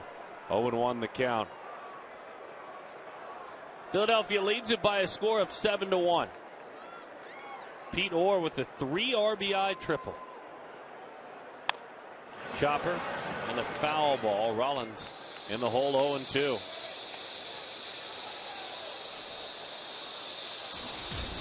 Since 2001 as a shortstop, only Derek Jeter with more hits and more games played than this man. It has been a tough go of it lately, though. He's 0 for 3.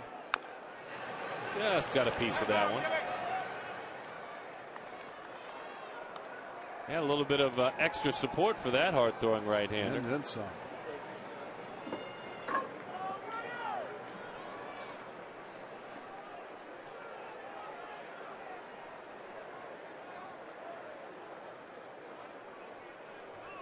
The 0-2. Up and away, 1-2 the count.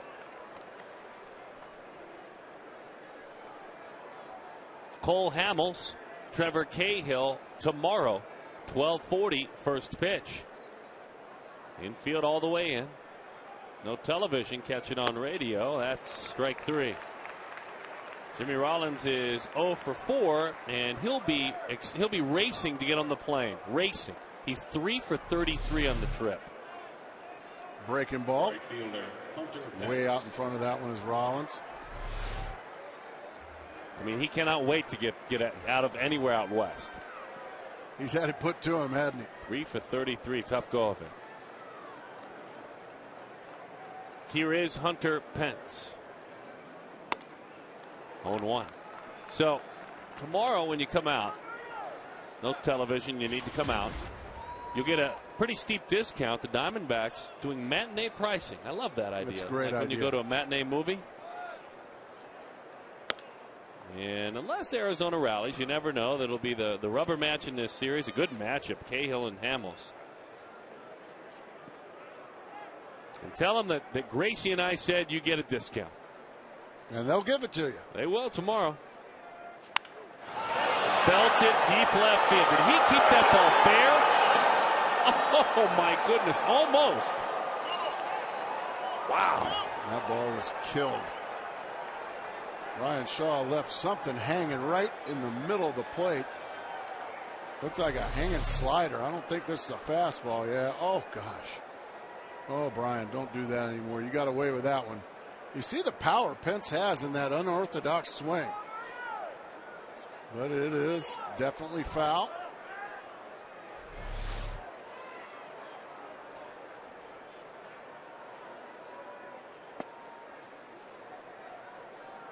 You know who was most stunned by that? The racing legends up there. Well, they almost got hit.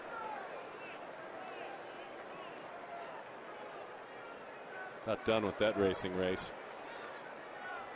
Tired of you losing. It's no fun. The 2-2. Outside, 3-2 the count.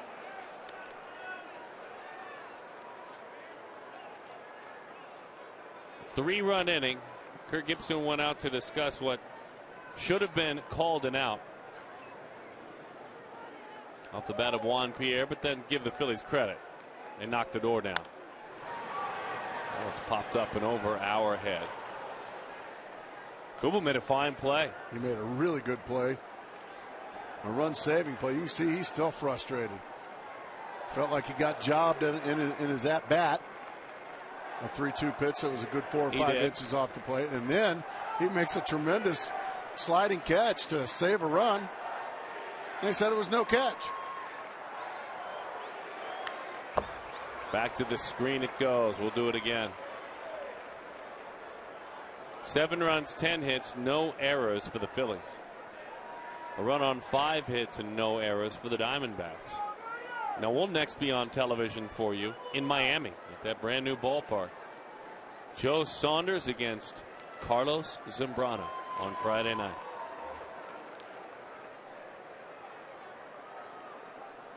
I know you always get excited when Big Z throws.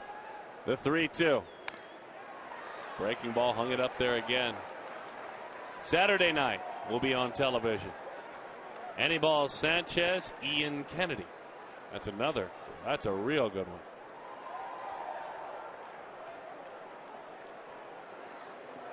It's one of those wraparound series, isn't it? Yeah, that's a 4-game series. That's exactly right. There's a game on Monday, radio only. Pops it up. Well struck. Center field. Parra finds it. And he puts it away. Jason Kubel thought he had helped the inning along, saying, I know you didn't always talk about my defense, but I made the play. No, not according to the umpiring crew, not that time.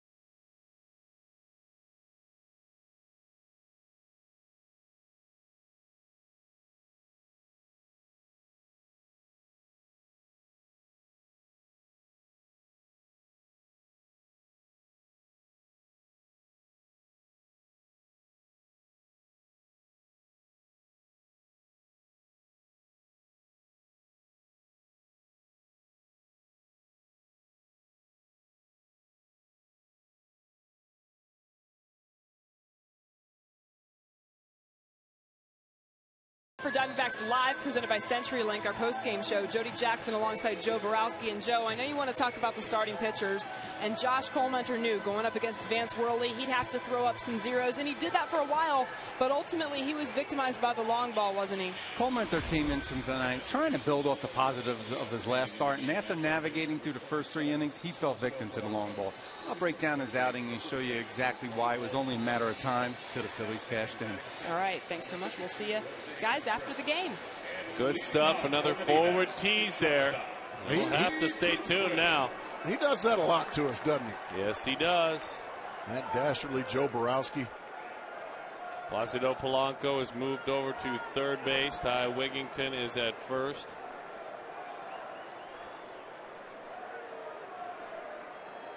The Philadelphia Phillies,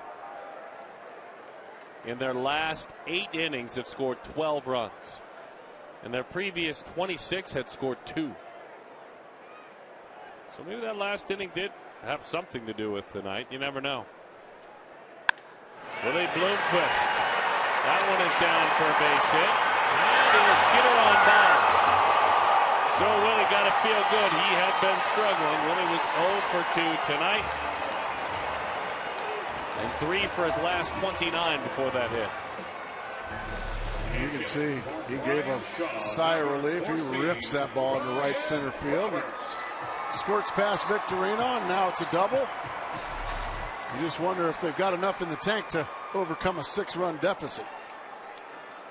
You don't have to score them all right here. You can try to get a couple or 3 here. Sure, it'd be fun to get like 10, but can't really expect that. The numbers on veteran Jose Contreras out of the pen. And for a guy that was born, Jose Contreras looks good for a guy born in the 30s. Not just 40 years old. Into the dirt that one goes.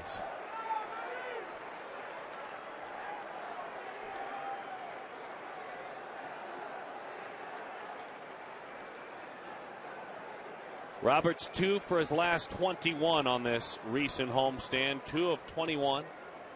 Trying to find a way to get things going. Takes outside, 2-0 the count. Well, once again, you need base runners. Lots of them. You see the struggles for Ryan Roberts this year.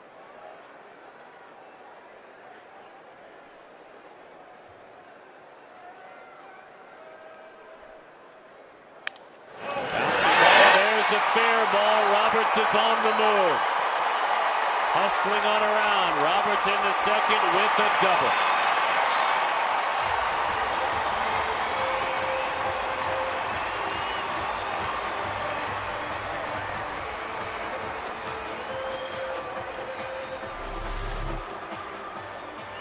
Roberts just swats it right by Ty Wigginton.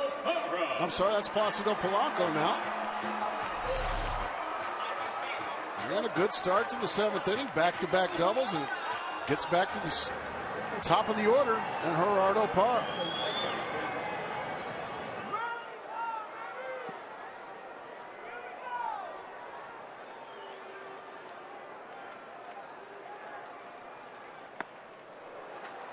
Oh, and 1 the count.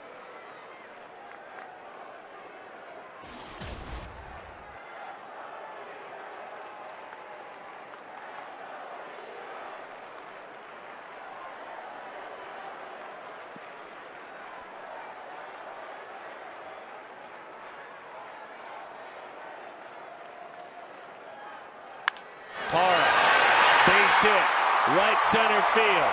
Gerardo hustling on around. He's got to get in there. The Diamondbacks trim it now to 7-3. They are thrilled to see anybody but Vance Worley out on that mound. Well, you talk about a laser shot. This ball bounced on the infield dirt, and it still gets through the gap. That's how hard that ball was hit. Roberts scoring easily. Back-to-back-to-back doubles now off Jose Contreras. Where at this point right now it's kind of showing his age. 6 doubles yesterday for the Diamondbacks.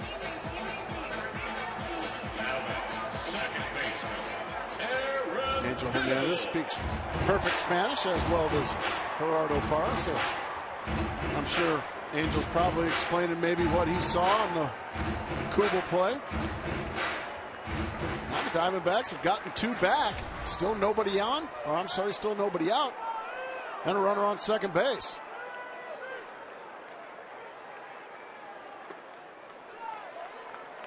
One 1-0 the count to Aaron Hill, who tonight popped up to second, walked, and was hit by a pitch.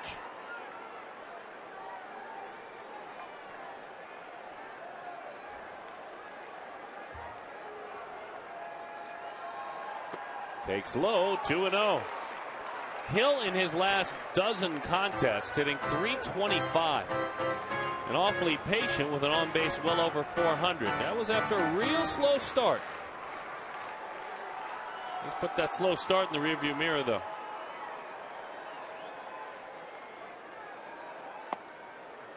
That one missed, 3-0. Well, the Diamondbacks doing what we said, Darren, and that is get base runners. Back-to-back-to-back doubles, and now one wide one away from having a possible big inning. Fast strike right down the middle, 3-1.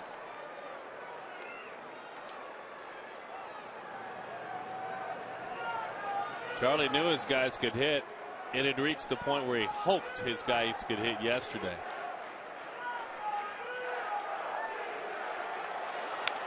Runner taken off to third, had it stolen. It's chopped foul. Gotta wonder why. Didn't we have a situation with Chris Young and Parra earlier this year? Yes, you did. I mean, he had that stolen standing up, no question about that.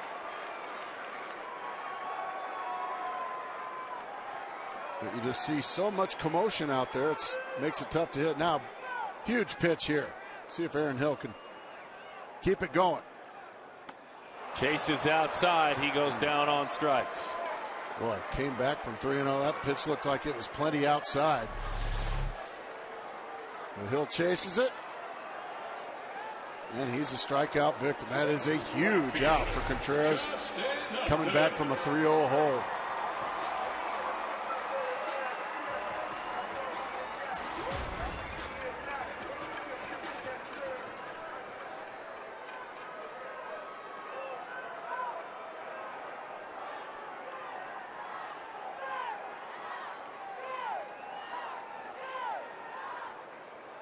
Runner goes again. He stole it this time. Well, see, now it's not a bad idea. Now he can score on an out. Right. Now he can score on a sac fly or any ground ball to an infielder. And you get a run closer. So now it's not such a bad idea. And it's an even bonus now because Justin can take that pitch and it was ball one.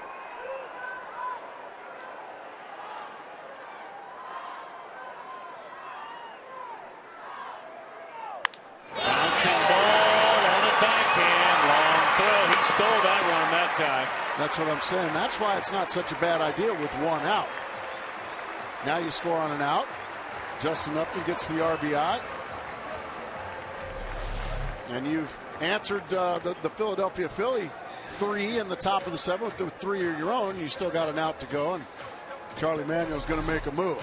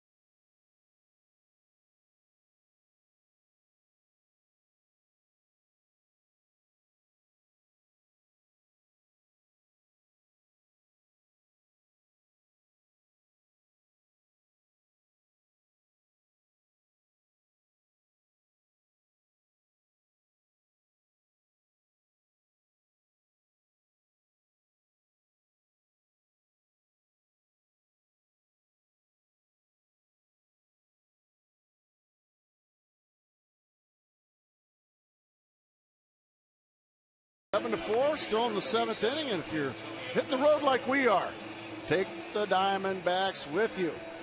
Fox Arizona's coverage of the Diamondbacks. I'm going to start over. That was terrible. Are you hitting the road this season, Darren? Yes, I am. Well, take Fox Sports Arizona's coverage of the Diamondbacks with you this season. Subscribe to MLB.TV today to see every Diamondbacks out-of-market game live online on your favorite devices in HD quality. Visit dbacks.com to order and get more details. MLB.TV, baseball everywhere. I'm ready to throw up. Antonio Bastardo goes to work. Fabulous read. Gosh. As Miguel Montero digs in with 2 outs. It's a great app. Check it out on your iPhone or iPad. Just don't listen to me. 1-0 the count to Montero.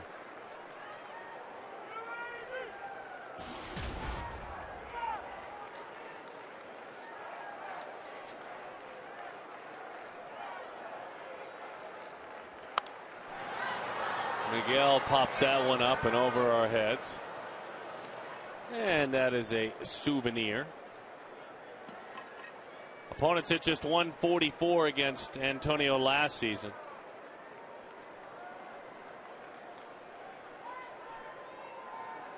Looking for more base runners. Still got set. Oh, boy. Ed Hickox. Calling another questionable one, this time for Miguel Montero. Looks like it might be up and out. Man, what's going on back there, Darren?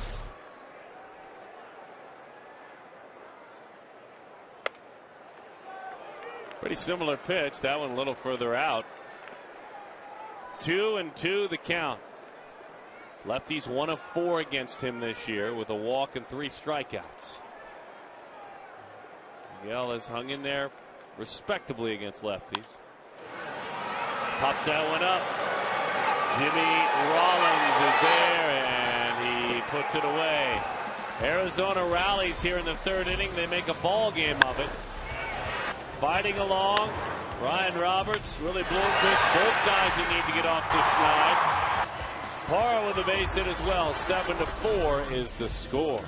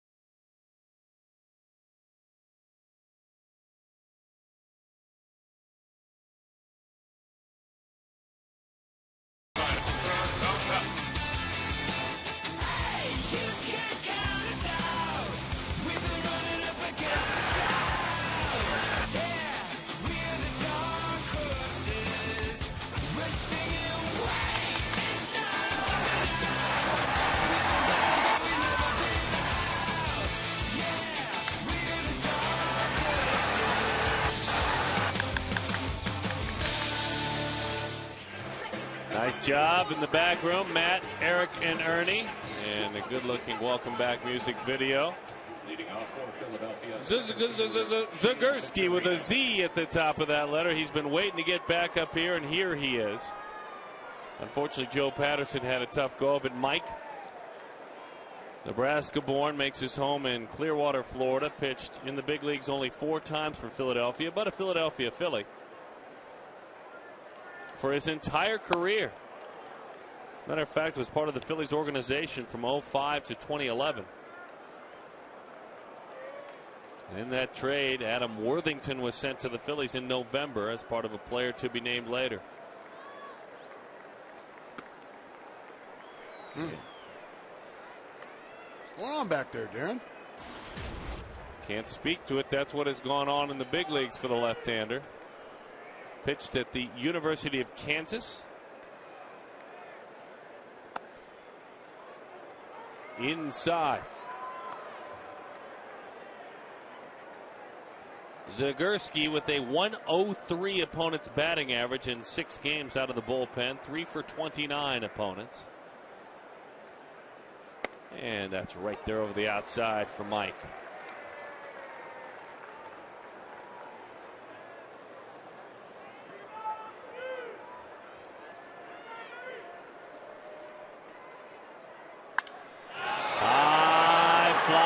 deep left field. Shane Victorino has homered on consecutive nights. And homered against left-handed Arizona relievers, unfortunately. This time, it's Zagurski. Well, that's a tough way to make your 2012 debut if you're Zagurski. A tape measure shot to Shane Victorino. Fastball right down Broadway. Good night. Now you have to wonder if the Diamondbacks have enough to get back. You can only take so many haymakers before you get knocked out.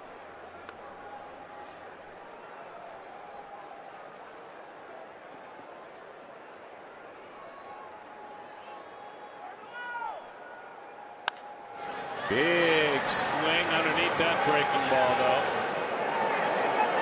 And that one is put away out there.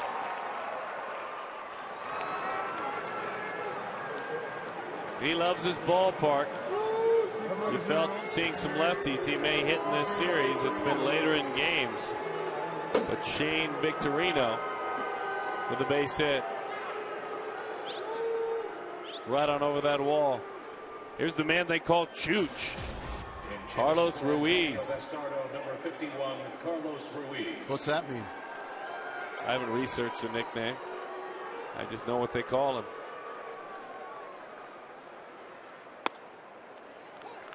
Oh, and on the count to Carlos Ruiz.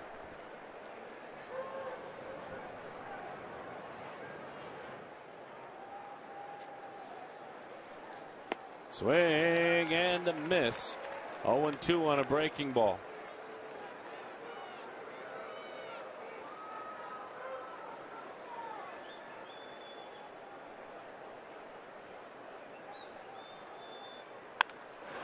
Ruiz gives that one a ride, but that one is playable. Well, now they're just saying boo.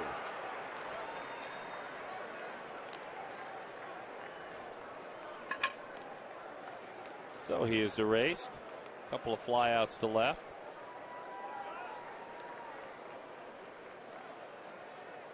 And hitting for Brian Schneider, number 15, John Mayberry Jr. John Mayberry now. He pinch hits for Schneider. Tough go of it this year. 9 of 44, a couple of doubles, hitting just .205. Breaking ball is inside.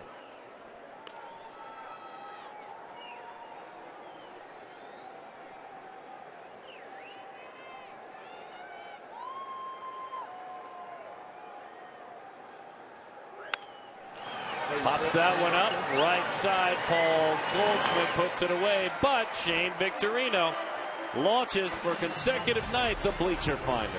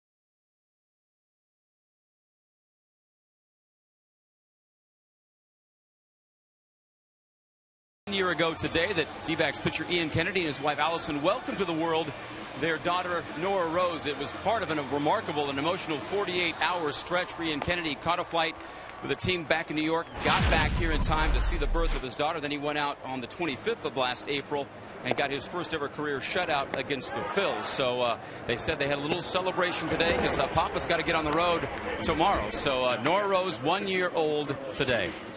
That's good stuff, and congratulations to Ian and their family. Chad Qualls goes to work, former Arizona Diamondback closer at one point. He has fit in very nicely in Philadelphia, PA. He was a Padre last year. Well, Chad Qualls has had a lot of success in his career, pitching in the 8th inning, the 7th inning. Just his 9th inning is not really his cup of tea. And that's what happened to him. He also had an injured knee in his time with the Diamondbacks. But one thing he brings to the mound every single day is awfully good stuff. That's never been in debate. He said he felt like he had to maybe prove one more year again that he was healthy. Had to look pretty hard for a job this winter, but found one with Philadelphia. I mean, last year in San Diego had a 3.51 ERA. So respectable. As that one is up and inside.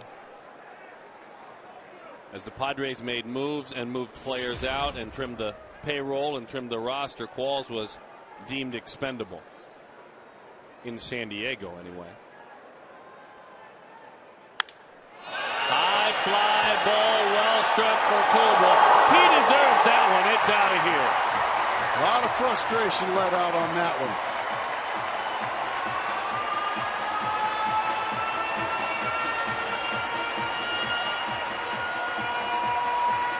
Boy, his second home run in as many nights. He had a double and a homer last night, 8-5.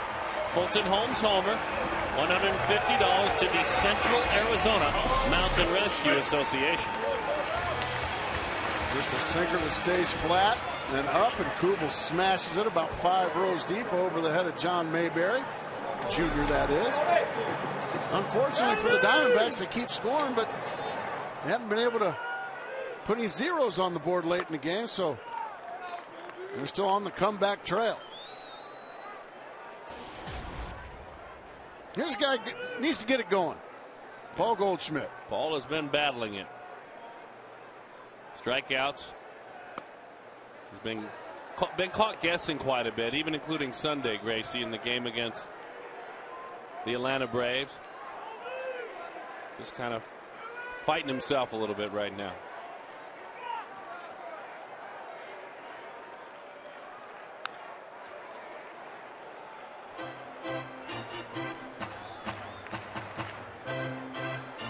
Hit a home run on opening day.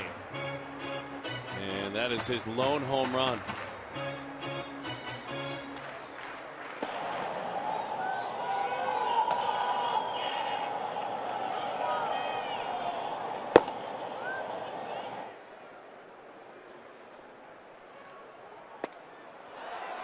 Down he goes with an angry Qualls sinking fastball. Paul is 0 for 4 tonight with a pair of strikeouts.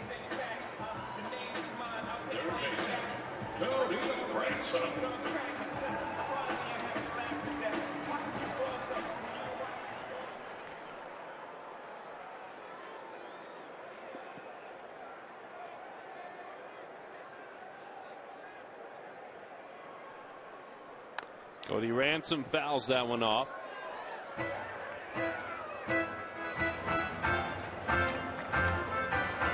Go find your hitting coach when you knock one out of here. That's exactly right.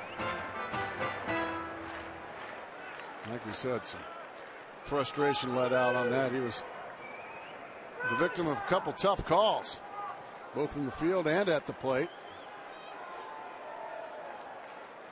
Nobody can take anything away from you when you hit it in the seats, though. Diamondbacks down to their last 5 outs. Let's see if they can get a little rally going.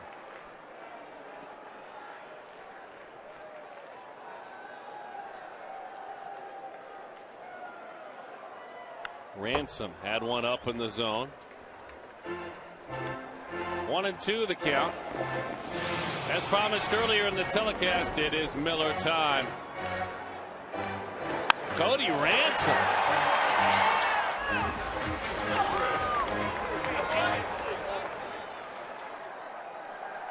One and two the count.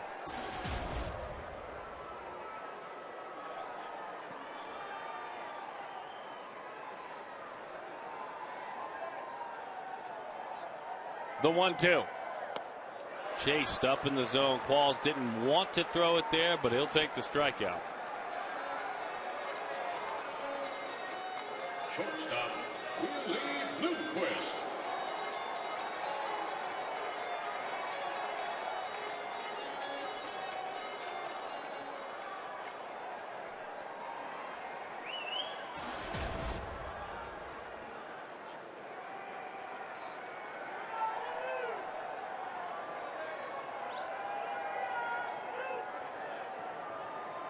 Willie, first pitch to the right side, up and into the seats it goes from Qualls. So the masked men, the Phillies masked men, have gone ahead and they've added tacos to the top of their masks.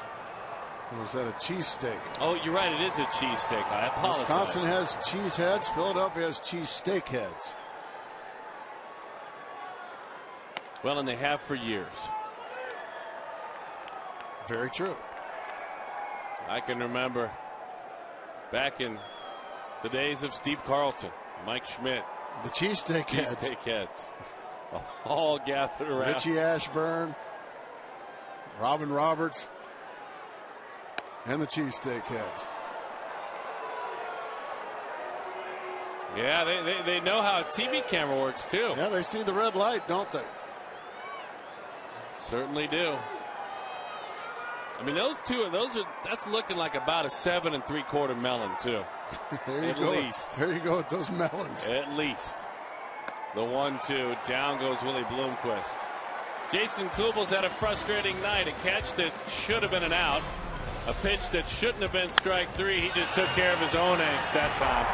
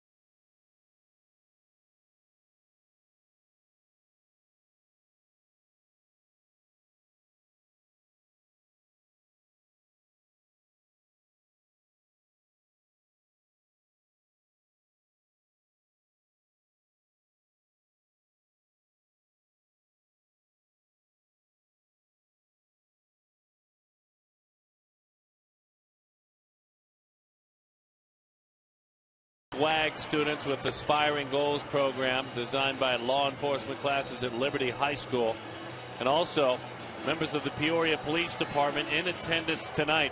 Part of that pilot program that recognizes the scholastic and interscholastic achievements of local 7th and 8th grade students. The students with Aspiring Goals, the SWAG bunch, and the Peoria Police Department, we're honored to have both of you here at the ballpark tonight. Keep it up, guys. Happy anniversary, honey. I'll be home after the game. Well, as a Phillies fan, he only gets so many chances to come out and watch his team. But hope he enjoys. His wife doesn't think he's very big league at all. Hope he enjoys petting the puppy when he gets home. Because on the couch. It's going to be the kitty cat and the dog and the hamster out there, but out on the couch with the remote. 1-1 the count. The Phillies are certainly glad that he loves them more than his wife on their anniversary. Well, he's probably thinking, man, I am going to have some kind of a back and neck ache tomorrow morning because I had to sleep on the couch. And I'm going to have to buy some expensive gifts. What's going on with those glasses down right in there? Don't know what happened there. It's an outfielder. I see the telestrator's not very big league. The 1-2 is lifted to left field. Over to make the play is Jason Kubel. Well, aren't those Major League outfielder shades? You know, you flip them down when it's sunny. Flip glasses? Quite possibly. Whoops, there it is. There, wow. Telestrators. What happened over there to the telestrator? Telestrator is way too smart for me. I need the old school telestrator. Here's Jim Thome. There's our guy, Jim Thome, one of our favorite people in the world. He takes a pitch at his inside. You had a chance to catch up with him before the game. A great interview on our pregame show. Huge shift defensively, the future Hall of Famer is looking at. 605 career long balls. And Zagurski goes back-to-back strikes. I'm sorry, 604. I just got gubbed. Pitch hitting stuff, he said, isn't it? Says very difficult, especially for a 41-year-old man.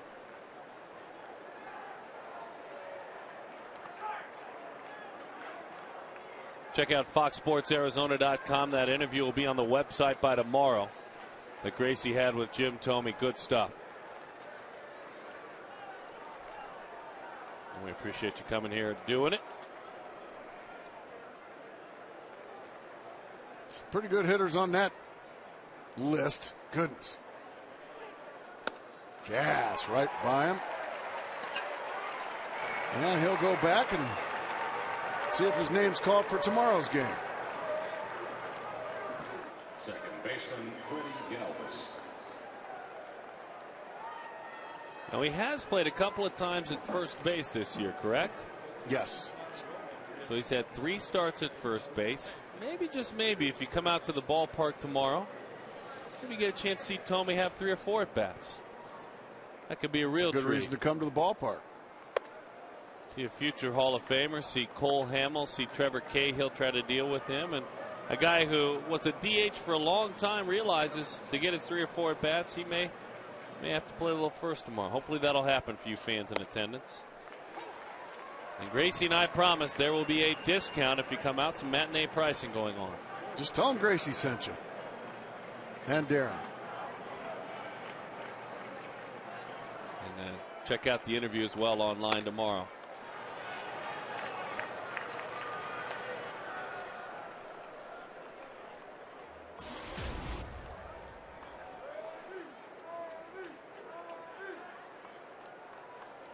Two and 1 the count. Oh, my goodness. What's going on out there, Darren? Don't have the answer. I do that. That's a pretty lively arm on the left-hander. I know he'll tell you he's made some mistakes. The mistake he made to Victorino, but Jonathan Papelbon warming in the pen. 3-2 the count. Enjoying watching him work, Zagurski. Well, the stuff plays at this level. He's throwing in the low 90s with the fastball. I like what I saw at him against the left-handed hitter that he faced. He carved up Jim Thome. Off the end of the bat, fly ball into left center field. There we go, Jason Kubel. Having a good night, despite having some calls go against him. An 8-game hitting streak, a nice play. Jonathan Papelbon coming on.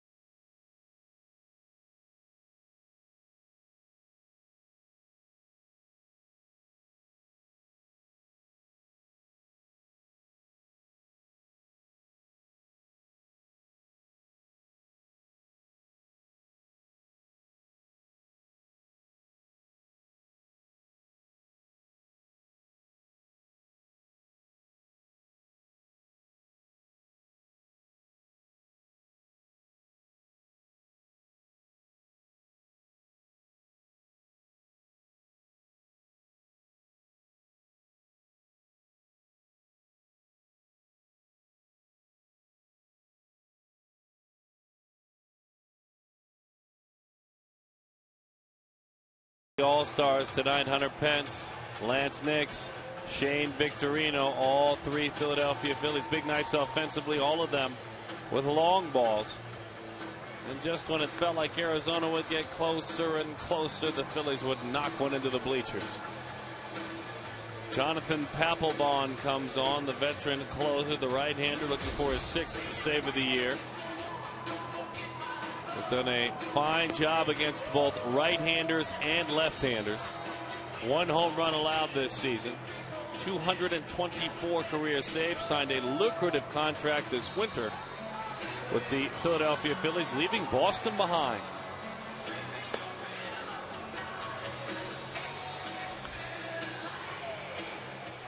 Well, Willem's going to have bragging rights here in about 3 outs.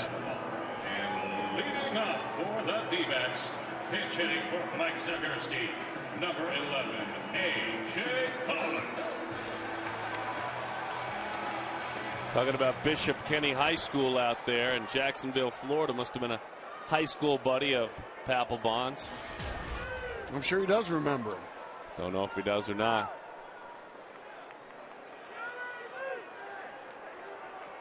A.J. Pollock digs in. Got that first big league hit last night. And by the way, Mitch Riggin, our fine director, ran into A.J.'s mom and dad.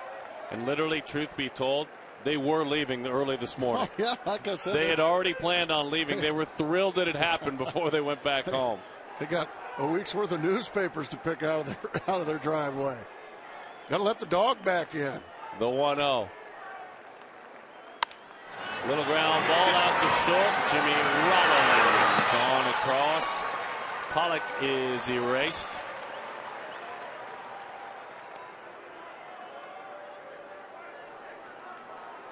Center fielder, Gerardo Parra.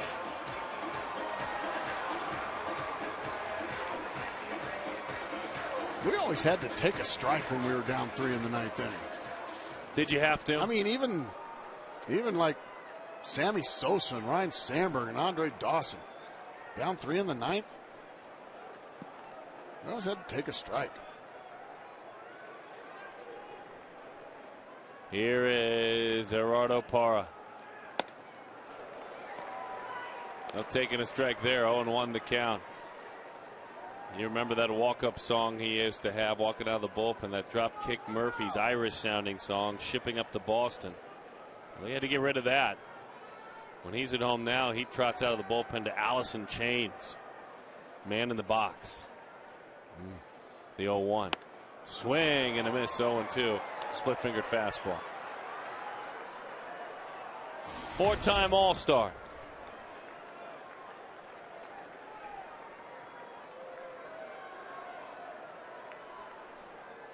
Finished second in the Rookie of the Year voting a couple of years back to Justin Verlander.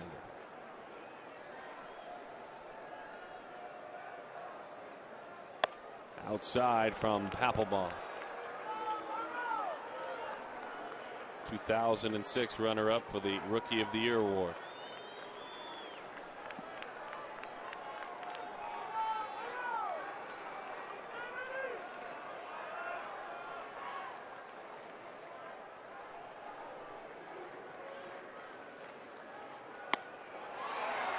Blows him away, a ground out and a strikeout, and now Aaron Hill.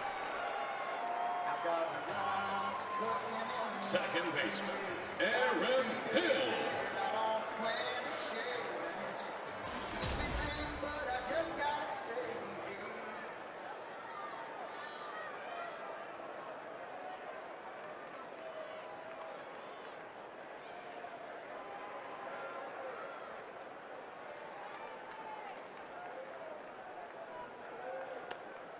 That one dives outside. Hill has seen Papelbon a bunch from all his time in Toronto. 4 hits and 18 at bats with a walk, 4 strikeouts, so a .222 clip.